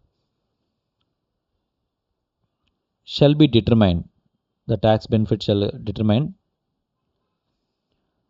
disregarding any step in or part or whole of impermissible arrangement agreement. Impermissible anti avoidance అగ్రిమెంట్లో ఒక డిస్రిగార్డ్, ఒక స్టెప్ని ఎలిమినేట్ చేసేస్తారు. మనం చూసాం, డైరెక్ట్గా ఇన్వెస్ట్ చేయొచ్చుగా, వాడి ద్వారా అకామిడేటింగ్ పార్టీ ద్వారా ఎందుకు చేయిస్తున్నారు మీరు అంటే, ఆ డిస్రిగార్డింగ్ ఆ స్టెప్ని ఎలిమినేట్ చేసి ట్యాక్స్ కాన్సిక్వెన్సెస్ డిటర్మైన్ చేస్తారు. And treating the impermissible avoidance agreement as it has not been entered in to or carried out. అసలు అగ్రిమెంట్ జరగకపోతే ట్యాక్స్ ఇంప్లికేషన్స్ ఎలా ఉన్నాయని కూడా చూస్తారు. And disregarding any accommodating party or treating any accommodating party and other party as one and the same. So round tripping of ఫైనాన్స్లో చూసాను, accommodating పార్టీని తీసేయడం ఒకటి, అండ్ అకామిడేటింగ్ పార్టీని ఇంకొక మనం క్రియేట్ చేస్తాం, ఒక మన ఇద్దరం వాడు నువ్వు రెండు ఒకటే అని కూడా ట్రీట్ చేసి మనకి ట్యాక్స్ ఇంప్లికేషన్స్ ట్రీట్ చేస్తారు. Next, deeming person who are connected person in relation to each other to be one and the same person for the purpose of determining the tax treatment of tax treatment of any amount. Deeming a person, ఒక పర్సన్ని, connected పర్సన్ని, ఇద్దరిని ఏ విధంగా treat చేస్తారు, one అనదర్గానే treat చేసే super power కూడా ఉంది వాళ్ళకి.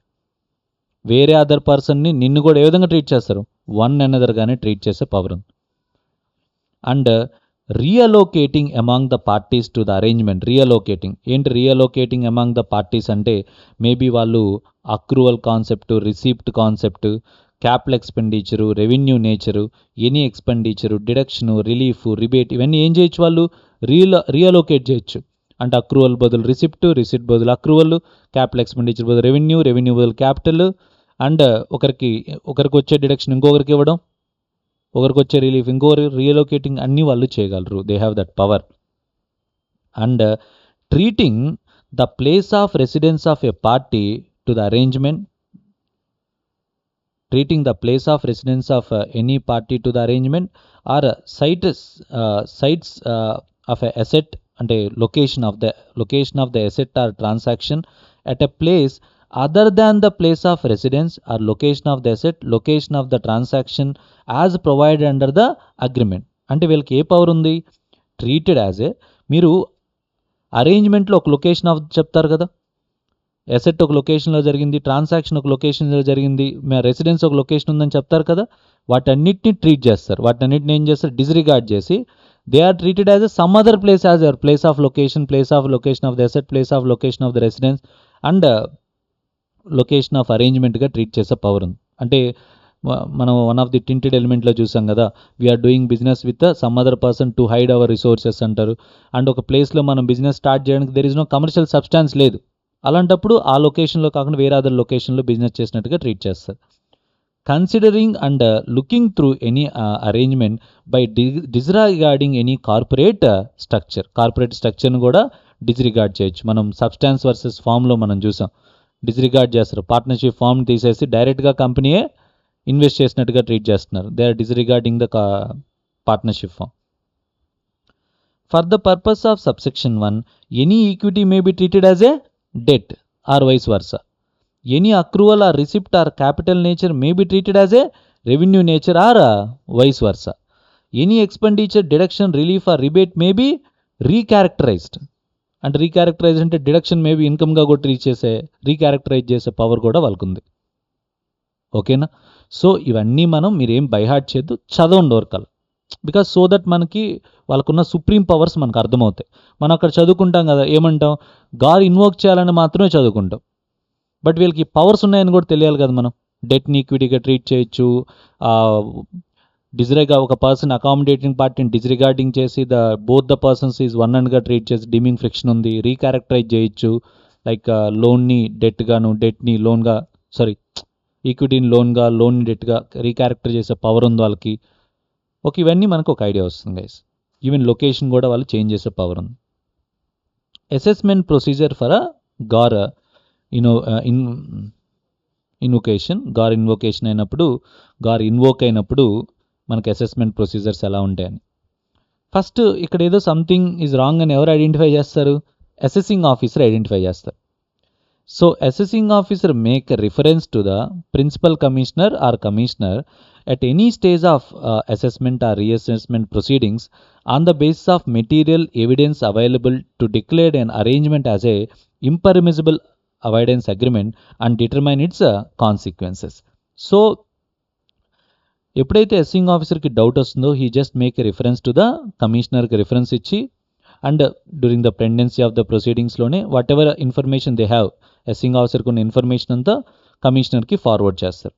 దెన్ కమిషనర్ ఏం చేస్తా అంటే, commissioner or principal commissioner issue a notice to the assessee for submitting the objections and providing opportunity of being heard within a period not exceeding 60 days. 60 days with in 60 days local opportunity of being heard ఇచ్చేస్తాడు. So నాకు ఇలా doubt వచ్చింది, okay, opportunity of being heard ఇచ్చి వాడి point of వ్యూలో కూడా ఎస్ఎస్సికి కూడా explain చేయమంటాడు, వాడి అబ్జెక్షన్స్ ఏమైనా ఉంటే చెప్పమంటాడు.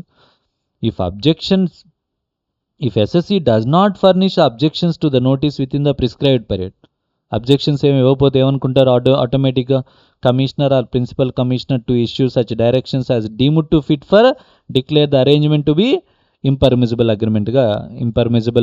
అవాయిడెన్స్ అగ్రిమెంట్గా ట్రీట్ చేయమని చెప్పి నోటీస్ ఇచ్చేస్తారు డైరెక్ట్గా. వాడు రెస్పాండ్ అవ్వకపోతే, ఒకవేళ రెస్పాండ్ అయితే, if objections to the file to the proposed actions అయితే, సో ఎస్ఎస్సి అబ్జెక్షన్స్ ఫైల్ చేస్తే దెన్ ఒక స్టెప్ యాడ్ అవుద్ది. If principal commissioner or commissioner is not satisfied with the explanation of the SSC and the principal commissioner to make a reference to the AP అంటే approving panel, దీనికి ఒక special panel create చేసి approving panel for determining the arrangement as a IAA, ఇదేమన్నా మనం ఇంపర్మిసిబుల్ avoidance అగ్రిమెంటా లేదా అని చెప్పి approving అథారిటీకి case transfer చేస్తారు. ఒకవేళ వాళ్ళు ఇచ్చిన ఎక్స్ప్లెనేషన్తో అసెసింగ్ ఆఫీసర్ సాటిస్ఫై అయితే ఏంది, డ్రాప్ చేసేస్తారు కదా ప్రొసీడింగ్స్ అంతటితో. సో ఇక్కడ ఏంటంటే వాడి అబ్జెక్షన్స్ రైజ్ చేశాడు, ఆ అబ్జెక్షన్స్కి principal commissioner or commissioner satisfy కాకపోతే దెన్ అప్రూవింగ్ ప్యానల్స్కి రిఫరెన్స్ ఇస్తారు. అప్రూవింగ్ ప్యానల్కి రిఫరెన్స్ ఇస్తే approving panel to give an opportunity of being heard to the assessee. Again approving panel కూడా again they are giving second time, first assessing officer ఇస్తారు, తర్వాత approving panel commissioner ఇస్తారు, తర్వాత approving panel కూడా opportunity of being heard ఇస్తారు. And for further inquiry direct the commissioner or principal commissioner to make such a inquiry and furnish a report. Further inquiry చేయమనొచ్చు, call for and examination such records relating to matter as deemed to fit and require the SSC to furnish such documents and evidence as it may direct. So commissioner కూడా enquiry చేస్తారు, SSC దగ్గర నుంచి information చేస్తారు, వీళ్ళు కొంత information call for చేస్తారు. ఫైనల్గా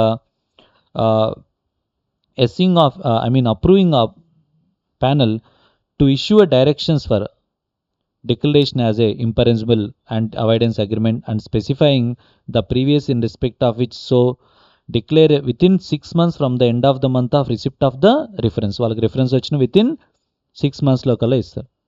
and once వీళ్ళు ఇస్తే ఏమన్నా directions binding on the SSC commissioner and subordinate income tax authorities. డెఫినెట్గా వాళ్ళు అప్రూవింగ్ ప్యానల్స్ వాళ్ళు డిసైడ్ చేస్తే ఇది ఇంపర్మిసిబుల్ అగ్రిమెంట్ అని ప్రిఫర్ చేస్తే మటుకు వీళ్ళందరూ ఎస్ఎస్సి ప్రిన్సిపల్ కమిషనర్ అందరూ వాళ్ళు ఇచ్చిన అప్రూవింగ్ ప్యానల్ అకార్డింగ్లీ వాళ్ళు అసెస్మెంట్ ఆర్డర్ పాస్ చేయాలి. బట్ వీళ్ళు ఇచ్చిన డైరెక్షన్స్ ఉంటాయి కదా, అప్రూవింగ్ ప్యానల్ ఇచ్చిన directions, no appeal shall be lie against such directions మీద వెళ్ళకూడదు. కావాలంటే వీడు డైరెక్షన్స్తో యూజ్ చేసుకుని assessing officer assessment order pass చేస్తారు కదా, అసెస్మెంట్ ఆర్డర్ దాని మీద అప్పీల్కి వెళ్ళండి. అసెస్మెంట్ ఆర్డర్ మీద వెళ్ళండి కానీ డైరెక్షన్స్ మీద వెళ్ళద్దు. ఇక్కడ అప్పీల్కి కూడా డైరెక్ట్గా ఎక్కడికి వెళ్ళిపోతారంటే appeal shall be file to tribunal, because approving అథారిటీలో ఉండే కమిషనర్ లెవెల్లో ఉంటారు కాబట్టి. సో డైరెక్ట్గా మనం వెళ్ళాల్సింది ఎక్కడికి వెళ్తాం, మనం ట్రిబ్యునల్కి వెళ్ళిపోతాం.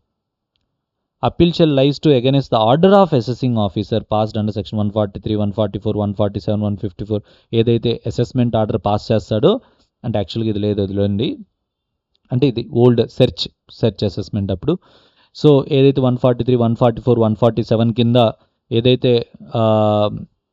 Approving panel has declare arrangement to be impermissible avoidance agreement అని చేశారు, దాన్ని బేస్ చేసుకుని ఆర్డర్ పాస్ చేస్తారు. సో వన్స్ ఆర్డర్ పాస్ చేసిన తర్వాత మనం ఏం చేస్తారు, then assessing officer order pass చేస్తారు. కావాలనుకుంటే మనకి అగ్రీవ్డ్ పర్సన్ అయితే మనం ఎక్కడికి వెళ్ళొచ్చు, అప్పీల్కి వెళ్ళొచ్చు. Next, assessing officer to complete the proceedings in accordance with such directions and provisions of chapter and prior approval of principal commissioner or commissioner required for passing assessment order if any tax consequence has been determined in order as per the provisions of chapter 10A. So before passing a assessment order koda definitely we have to get permission from the principal commissioner or commissioner దగ్గర నుంచి permission తీసుకొని assessing officer order pass చేయాలి. ఓకేనా? So with this explanation how proceedings happen అనేది ఒక idea వస్తుంది మనకి. And ఇక్కడ కూడా మీరు గార్ కింద ఆర్డర్ పాస్తే మీకు అప్పీల్స్లో వస్తుంది. గార్ కింద ఆర్డర్ పాస్ చేస్తే డైరెక్ట్గా ఎక్కడికి వెళ్తారు, అప్పీల్కి ట్రిబ్యునల్ దగ్గరికి వెళ్తారు. అండర్స్టూడ్? ఇవి జస్ట్ చదవండి అంతేగాని వీటిని బై హార్ట్ చేయాల్సిన అవసరం లేదు. కంపల్సరీ ఎగ్జాంపుల్స్ అన్నీ చదవాల్సిందే. ఎగ్జాంపుల్స్ అస్సలు మిస్టేక్ చేయదు, బికాజ్ ఎగ్జాంపుల్సే క్వశ్చన్స్ అడుగుతారు. రిపీటెడ్గా పేర్లు మార్చి అవే ఎగ్జాంపుల్స్ అడుగుతారు. మనం ఇప్పుడు కొన్ని కాన్సెప్ట్స్, కొన్ని కంపైలర్లో కొన్ని కాన్సెప్ట్స్ చూద్దాం. 10th ప్రాబ్లం చూసాం కదా. ఓకే, 9th ప్రాబ్లం చూడండి.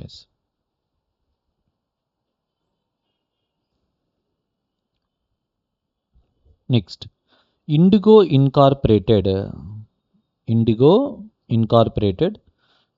సబ్కో Indigo incorporated Subco in a low tax jurisdiction with equity of $100 Subco give loan of $100 to another Indian company X Limited at the rate of 10% per annum. X Limited claim deduction of interest payable to Subco from the profit of the business, and there is no other activity in Subco. Can a GAR be invoked in such cases? అంటే యాక్చువల్గా మీరు observe చేస్తే IndiGo అనేది ఉంది. ఎక్కడుంది అసలు IndiGo? ఎక్కడ company కూడా చెప్పలేదు కదా. ఇండిగో ఎజూమ్ ఇండియానేనా? సో ఇక్కడ మీరు అబ్జర్వ్ చేయండి,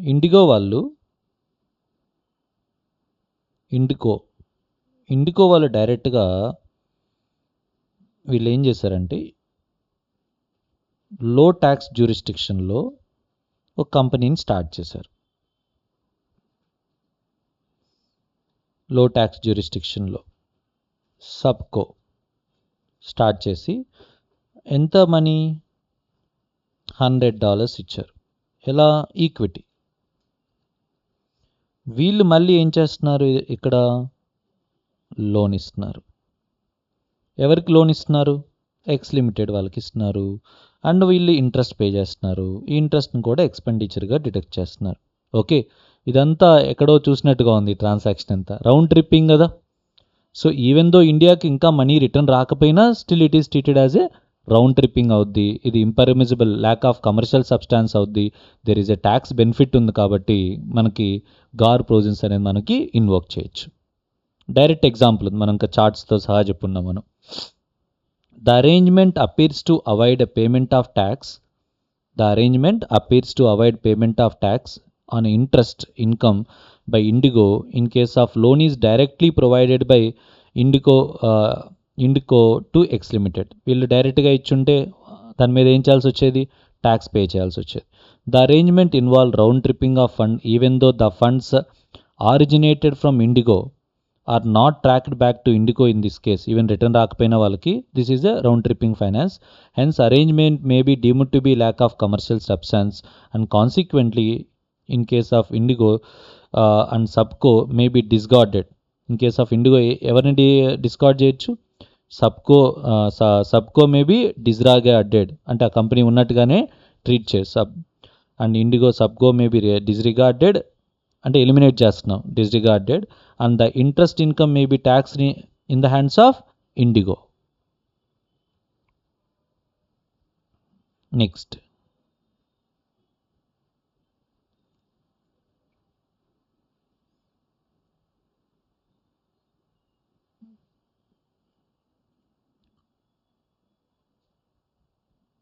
గైస్,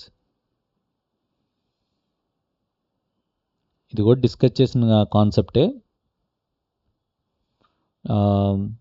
మనం అక్కడ డిస్కస్ చేసాం, మీకు ఫజీ ఏదో కంపెనీ ఉన్నది. Fuzzy company 2 subsidiary company start చేసి ఇండియాలో ఇన్వెస్ట్ చేసిందని చెప్పాను, గుర్తుందా?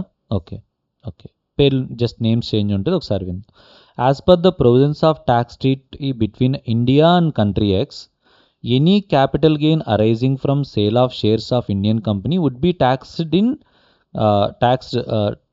taxable only in country X if transfer is a resident of a country X and except where transferor hold more than 10% of interest in a capital stock of the Indian shares. So వాళ్ళు country ఎక్స్లో tax ఎప్పుడు pay చేయాలి అంటే, only if they hold more than 10% interest in the capital stock of the Indian company. And company A Limited, being a resident in country X, make an investment in Indian company through 2 wholly owned subsidiary company, that is M Limited and N Limited, located in country X. So ఇక్కడ ఏ company first? A లిమిటెడా? A limited ఏం చేశారు, ఇప్పుడు 2 subsidiaries start చేశారు. Subsidiaries name ఏంటి? M limited, N limited, 2 subsidiaries start చేశారు. 2 subsidiaries start చేశారు. And each subsidiary hold 9.5% shares in Indian company and total 9.95 equity of Indian company. So వీళ్ళు Indian కంపెనీలో ఇన్వెస్ట్ చేశారు. ఇది కంట్రీ ఎక్స్,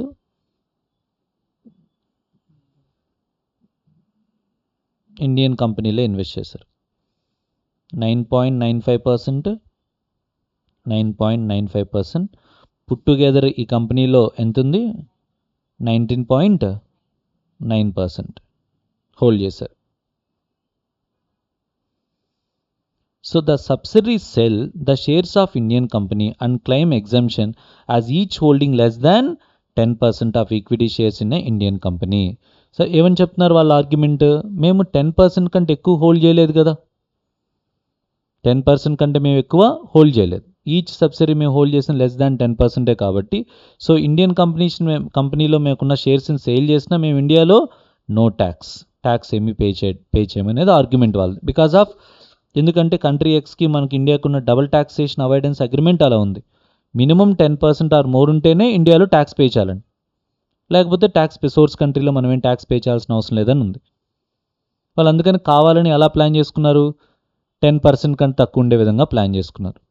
సో ఇది misuse or abuse of a double taxation avoidance agreement కదా. So misuse or abuse of double taxation avoidance agreement కాబట్టి మనకి ఏం apply అవుద్ది? గార్ ఇన్వోక్ అవుద్ది.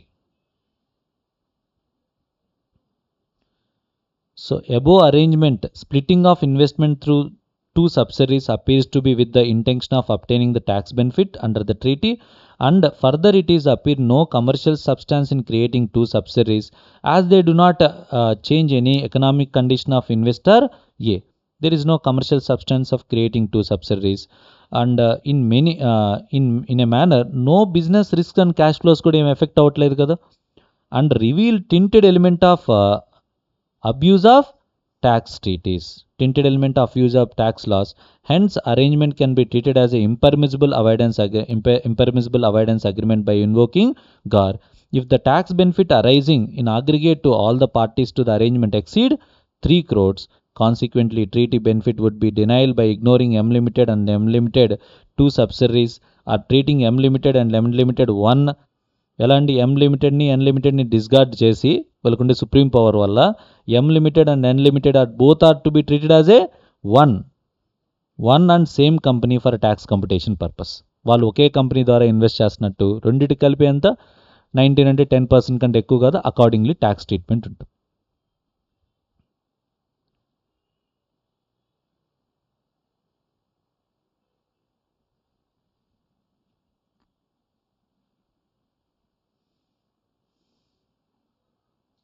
Distinction between the tax planning and tax evasion theory question, guys, adi. So question number 2,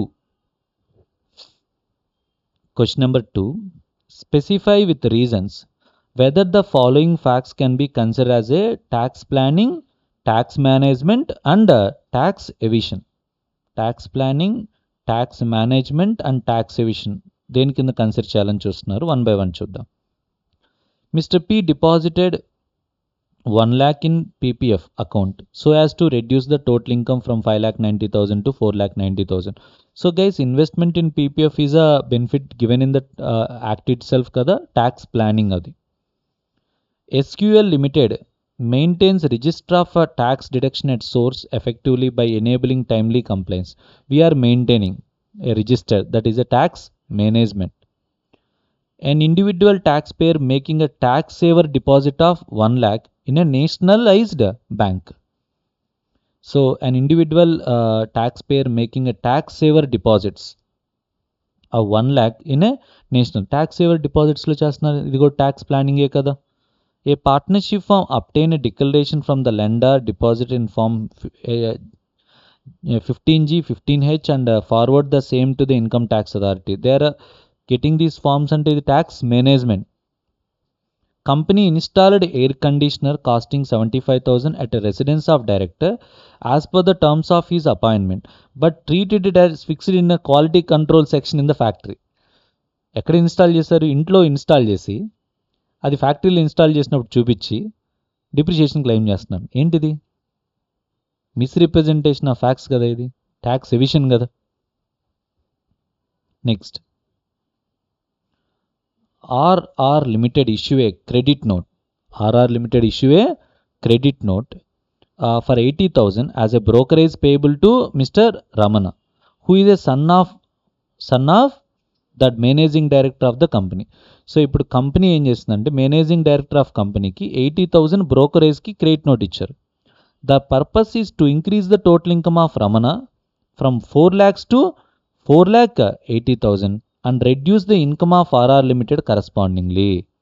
అంటే యాక్చువల్గా payment చేయకుండా ఒక క్రెడిట్ నోట్ ఇష్యూ చేశారు.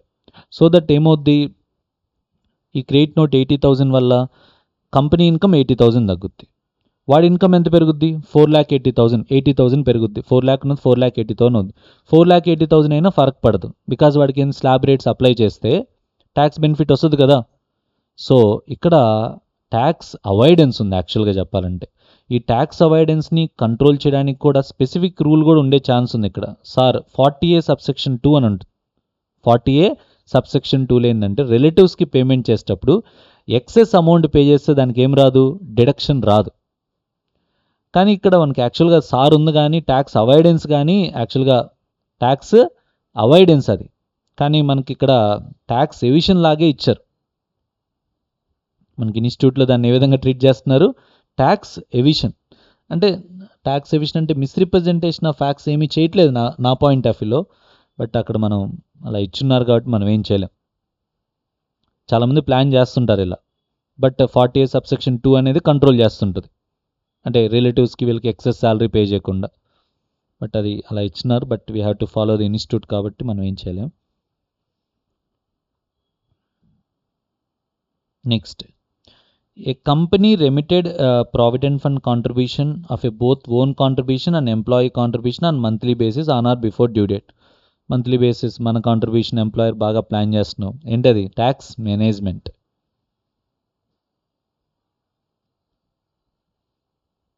ఓకేనా? నెక్స్ట్, ఇది ఒక్కటే గైస్, కొంచెం గుర్తుపెట్టుకోండి. యాక్చువల్ లాజికల్గా ట్యాక్స్ అవాయిడెన్సే, ఐ డోంట్ నో వై అలా చెప్పారు.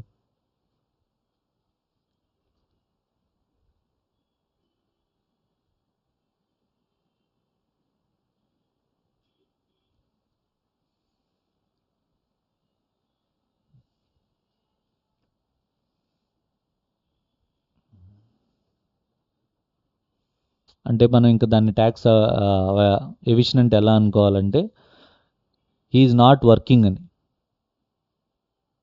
He's getting salary without working అనే లాజిక్లో అనుకుంటే అప్పుడు మనకు అది ట్యాక్స్ ఎవిషన్ అవుతుంది.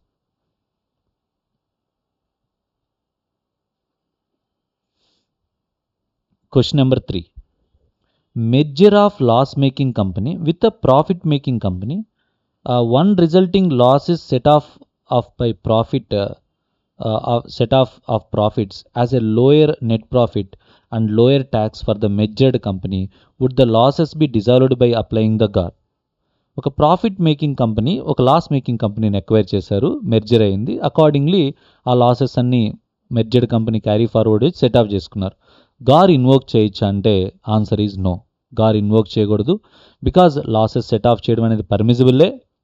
అండ్ ఎందుకంటే మోస్ట్ ఆఫ్ ది మెర్జర్స్ అనేది NCLT, national company law tribunals, courts grant చేసి ఉంటాయి. కాబట్టి వాళ్ళు ఇన్వాల్వ్ అయినప్పుడు మనం గారేమీ ఇన్వోక్ చేయకూడదు. అండ్ ఇన్కమ్ ట్యాక్స్ యాక్ట్లో కూడా సఫిషియెంట్ ప్రొవిజన్స్ ఉన్నాయి. మీరు జస్ట్ మెర్జర్ అయితే కుదరదు కదా, there are subject to conditions.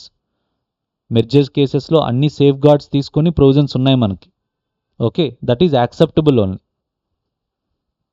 Regarding set-off of losses, the provisions relating to merger and amalgamation already contain a specific anti-avoidance safeguards. Already దాంట్లో merger and acquisition already ఏమున్నాయి, వాటికి specific avoidance safeguards ఉన్నాయి. Therefore GAAR need not be invoked when SAAR is applicable. Already ఆ respect మెర్జర్కి సంబంధించిన వాటిలోనే already sir ఉన్నాయి కాబట్టి మనకి ఏం ఇన్వోక్ కాదు, గార్ అనేది అప్లై కాదు. Though as per the special circular GAAR and SAAR can be coexist, రెండు ఉండొచ్చు కానీ, బట్ మేజర్గా వన్స్ గార్ ఇన్వోక్ అయితే ఏం అప్లై కాదు మనకి, సార్ ఇన్వోక్ అయితే గార్ అనేది ఉండదు. And therefore further they are clarifying that since merger and amalgamation would be carried out under order of NCLT or GAR need not be invoked if NCLT has explicitly adequately considered the tax implications while sanctioning the merger scheme. So వాళ్ళన్నీ ఆలోచించే అన్నీ consider చేసే వాళ్ళు ఇస్తారు కాబట్టి మనం గార్ invoke చేయాల్సిన అవసరం లేదు. Question number 4,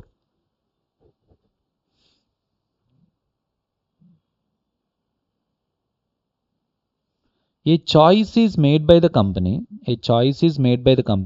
by acquiring the asset on the lease over the outright purchases. The company claimed deduction for lease rental in case of acquiring through a lease rather than the depreciation,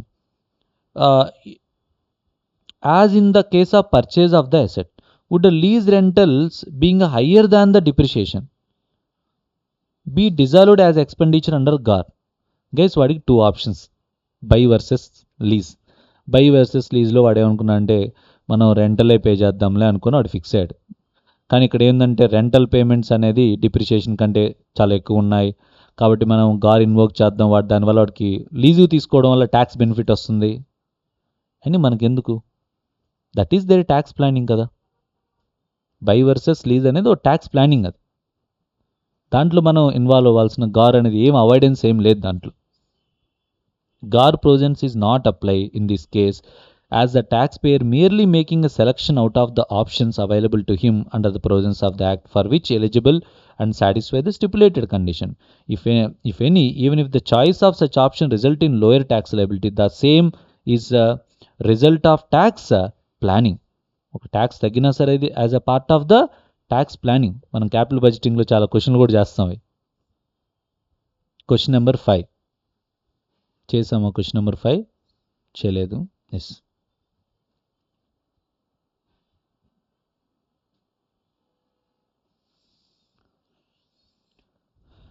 Global Architects India is a company incorporated in F1, is engaged in the business of providing architecture design services all over the world. They are in the F1 కంట్రీలో ఉందా యాక్చువల్గా global వాళ్ళు. Global architect వాళ్ళు ఎక్కడ incorporate అయ్యారు? F1 కంట్రీలో ఇంకా incorporate అయ్యారు. They are providing architecture services over the world. And it received an offer from the Lovely Resorts Private Limited in India for design and development of the resorts in India. So Lovely Resorts Private Limited వాళ్ళు ఈ global F1 కంట్రీలో ఉన్న వాళ్ళని approach అయ్యారు, బాబు మీరు నాకు కొంచెం design services provide చేయండి అని. And India and F1 country, ఇది ఇండియా కదా, వీళ్ళ మధ్య ఉన్న డబుల్ టాక్సేషన్ అవాయిడెన్స్ అగ్రిమెంట్ ఎలా ఉందో చూద్దాం. India F1 tax treaty provide that architectural service are technical services and payment for the same to the company may be taxed in India. So మనం ఏదైతే ఈ ఆర్కిటెక్చర్ సర్వీసెస్ ఏదైతే మనం firm pay చేస్తామో architecture services, అవి fee for technical సర్వీస్గా treat చేయండి, దాన్ని ట్యాక్సిబుల్ అంటున్నారు. ఇండియాలో వాటి మీద taxable. But double taxation avoidance అగ్రిమెంట్లో ఇంకో పాయింట్ ఏం చెప్పారు? However if such professional service are provided by the firm or individual, then payment of such service are taxable only if the firm has a fixed base in India or stay of the partners or employees in India more than 180 days. So కంపెనీకి pay చేస్తే fee for technical service taxable అంట. అదే ఈ architectural service ఎవరు provide చేస్తే, a partnership ఫామో or individual provide చేస్తే వాళ్ళు కంపల్సరీగా ఇండియాలో వచ్చి ఫిజికల్గా ఉండాలంట. 180 days మినిమం ఉంటే కానీ ఇండియాలో ట్యాక్సిబుల్ అవుద్ది, లేకపోతే లేదంటున్నారు. ఏం చేద్దాం ఇప్పుడు? ఈ కంపెనీ ఏం చేద్దాం? ఒక డమ్మీ పార్ట్నర్షిప్ ఫామ్ని ఫ్లోట్ చేద్దామా? ఒక డమ్మీ పార్ట్నర్షిప్ ఫామ్ని ఫ్లోట్ చేసి ఆ వర్క్ని కూడా అన్నీ ఇక్కడ ఏదో వీళ్ళు హ్యాండిల్ చేస్తున్నట్టు ట్రీట్ చేస్తే అప్పుడు మనకి as per the double taxation avoidance agreement ప్రకారం మనకు ఆ పార్ట్నర్షిప్ ఫామ్ రిసీవ్ చేసుకుని ట్యాక్సిబుల్ కాదు కదా. వీళ్ళు కూడా అదే చేశారు. Global architecture incorporate firm a partnership firm with the third party, that is director of the company, having only nominal share in the F1, and the firm entered into agreement to carry out the services in India, and the company seconded its trained employees to the firm. వీళ్ళకి కూడా form కూడా employees లేకపోతే company నుంచి ఫామ్కి వచ్చారు. Thus partnership firm claimed the treaty benefit and no tax was paid in India. Can such arrangement be examined under GAR? Yes, డెఫినెట్గా మనం exam చేయొచ్చు. ఒకటి ఏంటిది, substance of the form versus substance అని తీసుకోవచ్చు. ఓకే, ఆ ప్రొవిజన్లో and misuse or abuse of double taxation avoidance agreement చూడొచ్చు. ఈ 2 టింటెడ్ ఎలిమెంట్స్ ఉన్నాయి కదా మనకి. సో కాబట్టి మనకి and more ever tax advantage కూడా వస్తుంది కాబట్టి గార్ని మనం ఇన్వోక్ చేయొచ్చు. It obvious that there is no commercial necessity to create a separate firm except to obtain the tax benefit, and the firm only on a paper as the manpower was drawn from the company. The firm did not have any commercial substance. Moreover, it is a case of treaty abuse. A case can cover the treaty abuse. Hence, GAR may be invoked to discarded as the firm. GAR invoke చేసి ఆ firm ని disregard చేస్తారు, eliminate చేస్తారు. And payment of tax payment for architectural service or fee for professional service, they are levying tax on fee for technical service. However, rate of tax and payment shall be applicable under the treaty if more beneficial. As per the treaty, more beneficial rate ఏదైతుందో అది apply చేస్తాం మనం. Question number 6.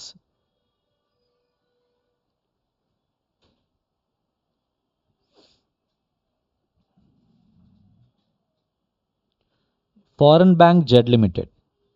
foreign bank Jet Limited, branch in India arrange a loan for Indian borrower from another branch of J located in third country. మీరు చూడండి, ఇండియాలో branch ఉంది. సరే facts అని రీస్టేట్ చేద్దాం. There is a foreign branch. ఇండియాలో foreign branch ఉంది, foreign company branch ఉంది ఇండియాలో. దేర్ లోన్ ఇండియన్ బారోవర్ ఉన్నారు, వీడికి లోన్ అరేంజ్ చేశారు. ఎవరి దగ్గర నుంచి లోన్ అరేంజ్ చేశారు? Another branch of J located in third country. Some other third కంట్రీలో ఉన్న దగ్గర నుంచి లోన్ అరేంజ్ చేయించారు వీళ్ళు. అంటే ఈ థర్డ్ కంట్రీ ఇండియన్ బారోవర్కి లోన్ ఇచ్చారు. And loan is later assign to the Z subsidiary in country F3. వీళ్ళు మళ్ళీ ఏం చేశారు? సమ్ అదర్ F3 కంట్రీకి అసైన్ చేశారు బ్రాంచ్లు, F3 కంట్రీలో ఉన్న బ్రాంచ్కి, సబ్సిడరీకి. And F3 treaty provides no source based withhold tax and interest to the bank carry out a bona fide business. So వీళ్ళకి ఎప్పుడైతే హ్యాండ్ ఓవర్ చేశారో, ఇప్పుడు ఇండియా ఈ F3 ఉన్న డబుల్ ట్యాక్సేషన్ అవాయిడెన్స్ అగ్రిమెంట్లో మనం ఆ F3 కంట్రీకి ఇంట్రెస్ట్ పే చేస్తే ఏం చేయాల్సిన అవసరం లేదని ఉంది, TDS డిడక్ట్ చేయాల్సిన అవసరం లేదు, ట్యాక్స్ అనేది ఏమీ లేదని ఉంది. And therefore it result in no withhold tax and interest payment out of the India. మనం outside India withhold tax pay చేసినప్పుడు దాని మీద ఏముండదు, మనకి TDS ఏం డిడక్ట్ చేయట్లేదు. దీన్ని బట్టి మీకు ఏమర్థమైంది? అసలు ఇండియన్ బ్రాంచ్ డైరెక్ట్గానే వాళ్ళకి లోన్ ఇవ్వచ్చు కదా. వీళ్ళు ఏం చేశారు? నెంబర్ 1, వేరే వాళ్ళని అప్రోచ్ అవ్వడం, వాళ్ళ చేత లోన్ ఇప్పడం ఓ పాయింట్ అయితే, మళ్ళీ ఇంకొక అనవసరమైన పని ఏం చేశారు? వేరే వాళ్ళకి మళ్ళీ ఆ లోన్ ట్రాన్స్ఫర్ చేయడం. ఇవన్నీ కాకుండా ఈ ఇండియన్ బ్రాంచే డైరెక్ట్గా లోన్ ఇవ్వచ్చు కదా. వీళ్ళ చేత అరేంజ్ చేసి ఇప్పించడం ఎందుకు?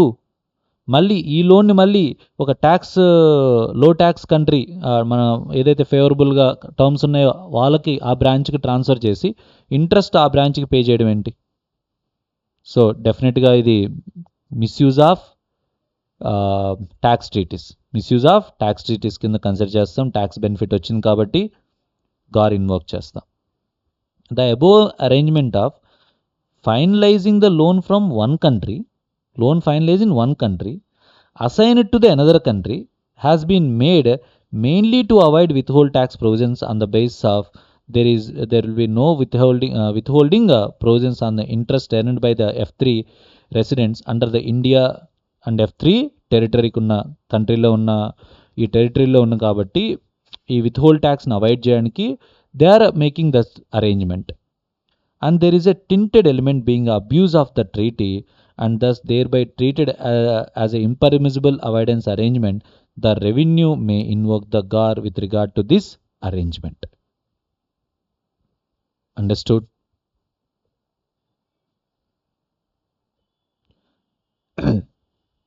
ఇవి మనం ఈ రెండు క్వశ్చన్స్ మనం ఎగ్జాంపుల్స్ కింద ఆల్రెడీ డిస్కస్ చేసాం. సేమ్ క్వశ్చన్స్ గైస్, ఈ రెండు క్వశ్చన్స్ మనం ఎగ్జాంపుల్స్ కింద మనం డిస్కషన్లో అయిపోయినాయి. అంటే ఏంటి? సెజ్ గురించి.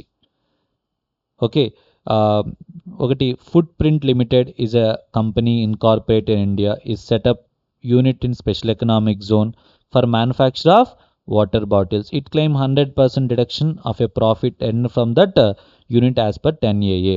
సో సెజ్లో యూనిట్ చేసి 10AA డిడక్షన్ క్లెయిమ్ చేస్తుంది. That is a tax planning. Okay, there is no avoidance, GAAR provisions మనం ఇన్వోక్ చేయలేం. And let us provide a Footprint Limited has another unit of manufacturing of water bottle in non-SEZ area. The company transfer the products of non-SEZ to SEZ unit at a price lower than the fair market value. గుర్తుందా?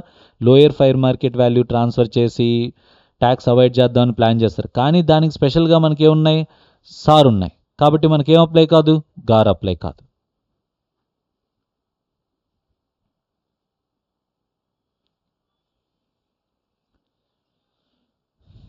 Next,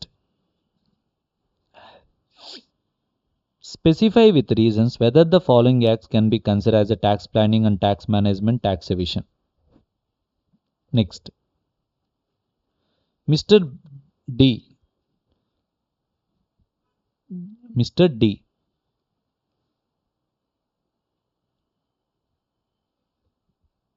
has a FDR with the SBI in his name amount to 50 lakhs. They have FDR 50 lakhs name.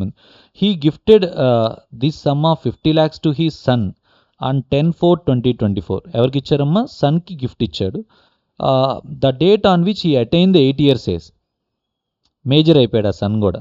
Major gift ఇస్తే taxable కాదు and clubbing provisions కూడా apply కావు. Major income major point of view taxable అవుతుంది. The purpose is to shift interest income from in his hands to son so that they may be zero tax implication since his son has no other income and total interest would be less than the taxable limit. It's a purely tax planning. So there is no question of tax evasion. అది already యాక్ట్లో permissible థింగే, దాంట్లో tax avoidance ఏం లేదు, tax planning కింద consider చేస్తారు.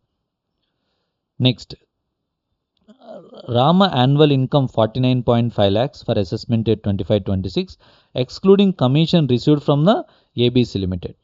During March 2025, he earned a commission income of 6 lakh from ABC Limited. Company దగ్గర నుంచి commission 6 lakhs వచ్చింది. He asked the ABC Limited to transfer commission to his wife account. యాక్చువల్గా వీడికి 48 lakhs వస్తే 49 lakhs, ఇంకో 6 lakhs commission వస్తుంటే అది ఎవరికి ఇవ్వమంటున్నారు? వాళ్ళ వైఫ్కి ఇవ్వమంటున్నారు. ఎందుకని వాళ్ళ వైఫ్కి 50 lakhs అయితే సర్చార్జ్ పే చేయాలి, వాళ్ళ వైఫ్కి వేరే ఇన్కమ్ ఏం లేదు, ట్యాక్స్ కూడా బెనిఫిట్ అవుద్ది అనేది ప్లాన్ చేశాడు. కానీ ఇది ప్లానింగ్ కాదు. ఇప్పుడు వాడు వర్క్ చేసినప్పుడు వాళ్ళ వైఫ్కి ఇప్పించడం అనేది ఏమవుద్ది? ట్యాక్స్ ఎవిషన్ అవుద్ది. రేపు రికార్డ్స్లో ఫైండ్ అవుట్ చేసినప్పుడు మీ వైఫ్ ఏం చేస్తుంది ఏంటంటే ట్యాక్స్ ఎవిషన్ కదా, అది tax evasion. Is it okay guys? So ఒకసారి మీరు ఇవన్నీ కేర్ఫుల్గా చూడండి. సో గార్ అనేది చాలామంది కొంచెం డిఫికల్ట్ అని ఫీల్ అవుతారు. దాని గురించి మనం డీటెయిల్గా డిస్కస్ చేసాం. We spend almost more than 3 hours spend చేసాం. సో ఈజీగా ఉంటుంది. డెఫినెట్గా గార్ ఈజీయే, బట్ క్వశ్చన్ వస్తుంది కంపల్సరీగా 4 to 5 marks క్వశ్చన్ వస్తుంది కాబట్టి మనం ఈజీగా ట్రాక్ చేయొచ్చు. ఏం లేదు గైస్, ఏ అయితే కొంచెం డిఫికల్ట్ అని పబ్లిక్ ఫీల్ అవుతుంది వాటిని ఇంకొంచెం కాన్సన్ట్రేట్ చేసి చెప్దామని డిసైడ్. బట్ అవి ఎగ్జామ్ లెవెల్లో ఎంత అని తర్వాత పక్కన పెడితే ముందు ఆ ఫీర్ పోద్ది కదా,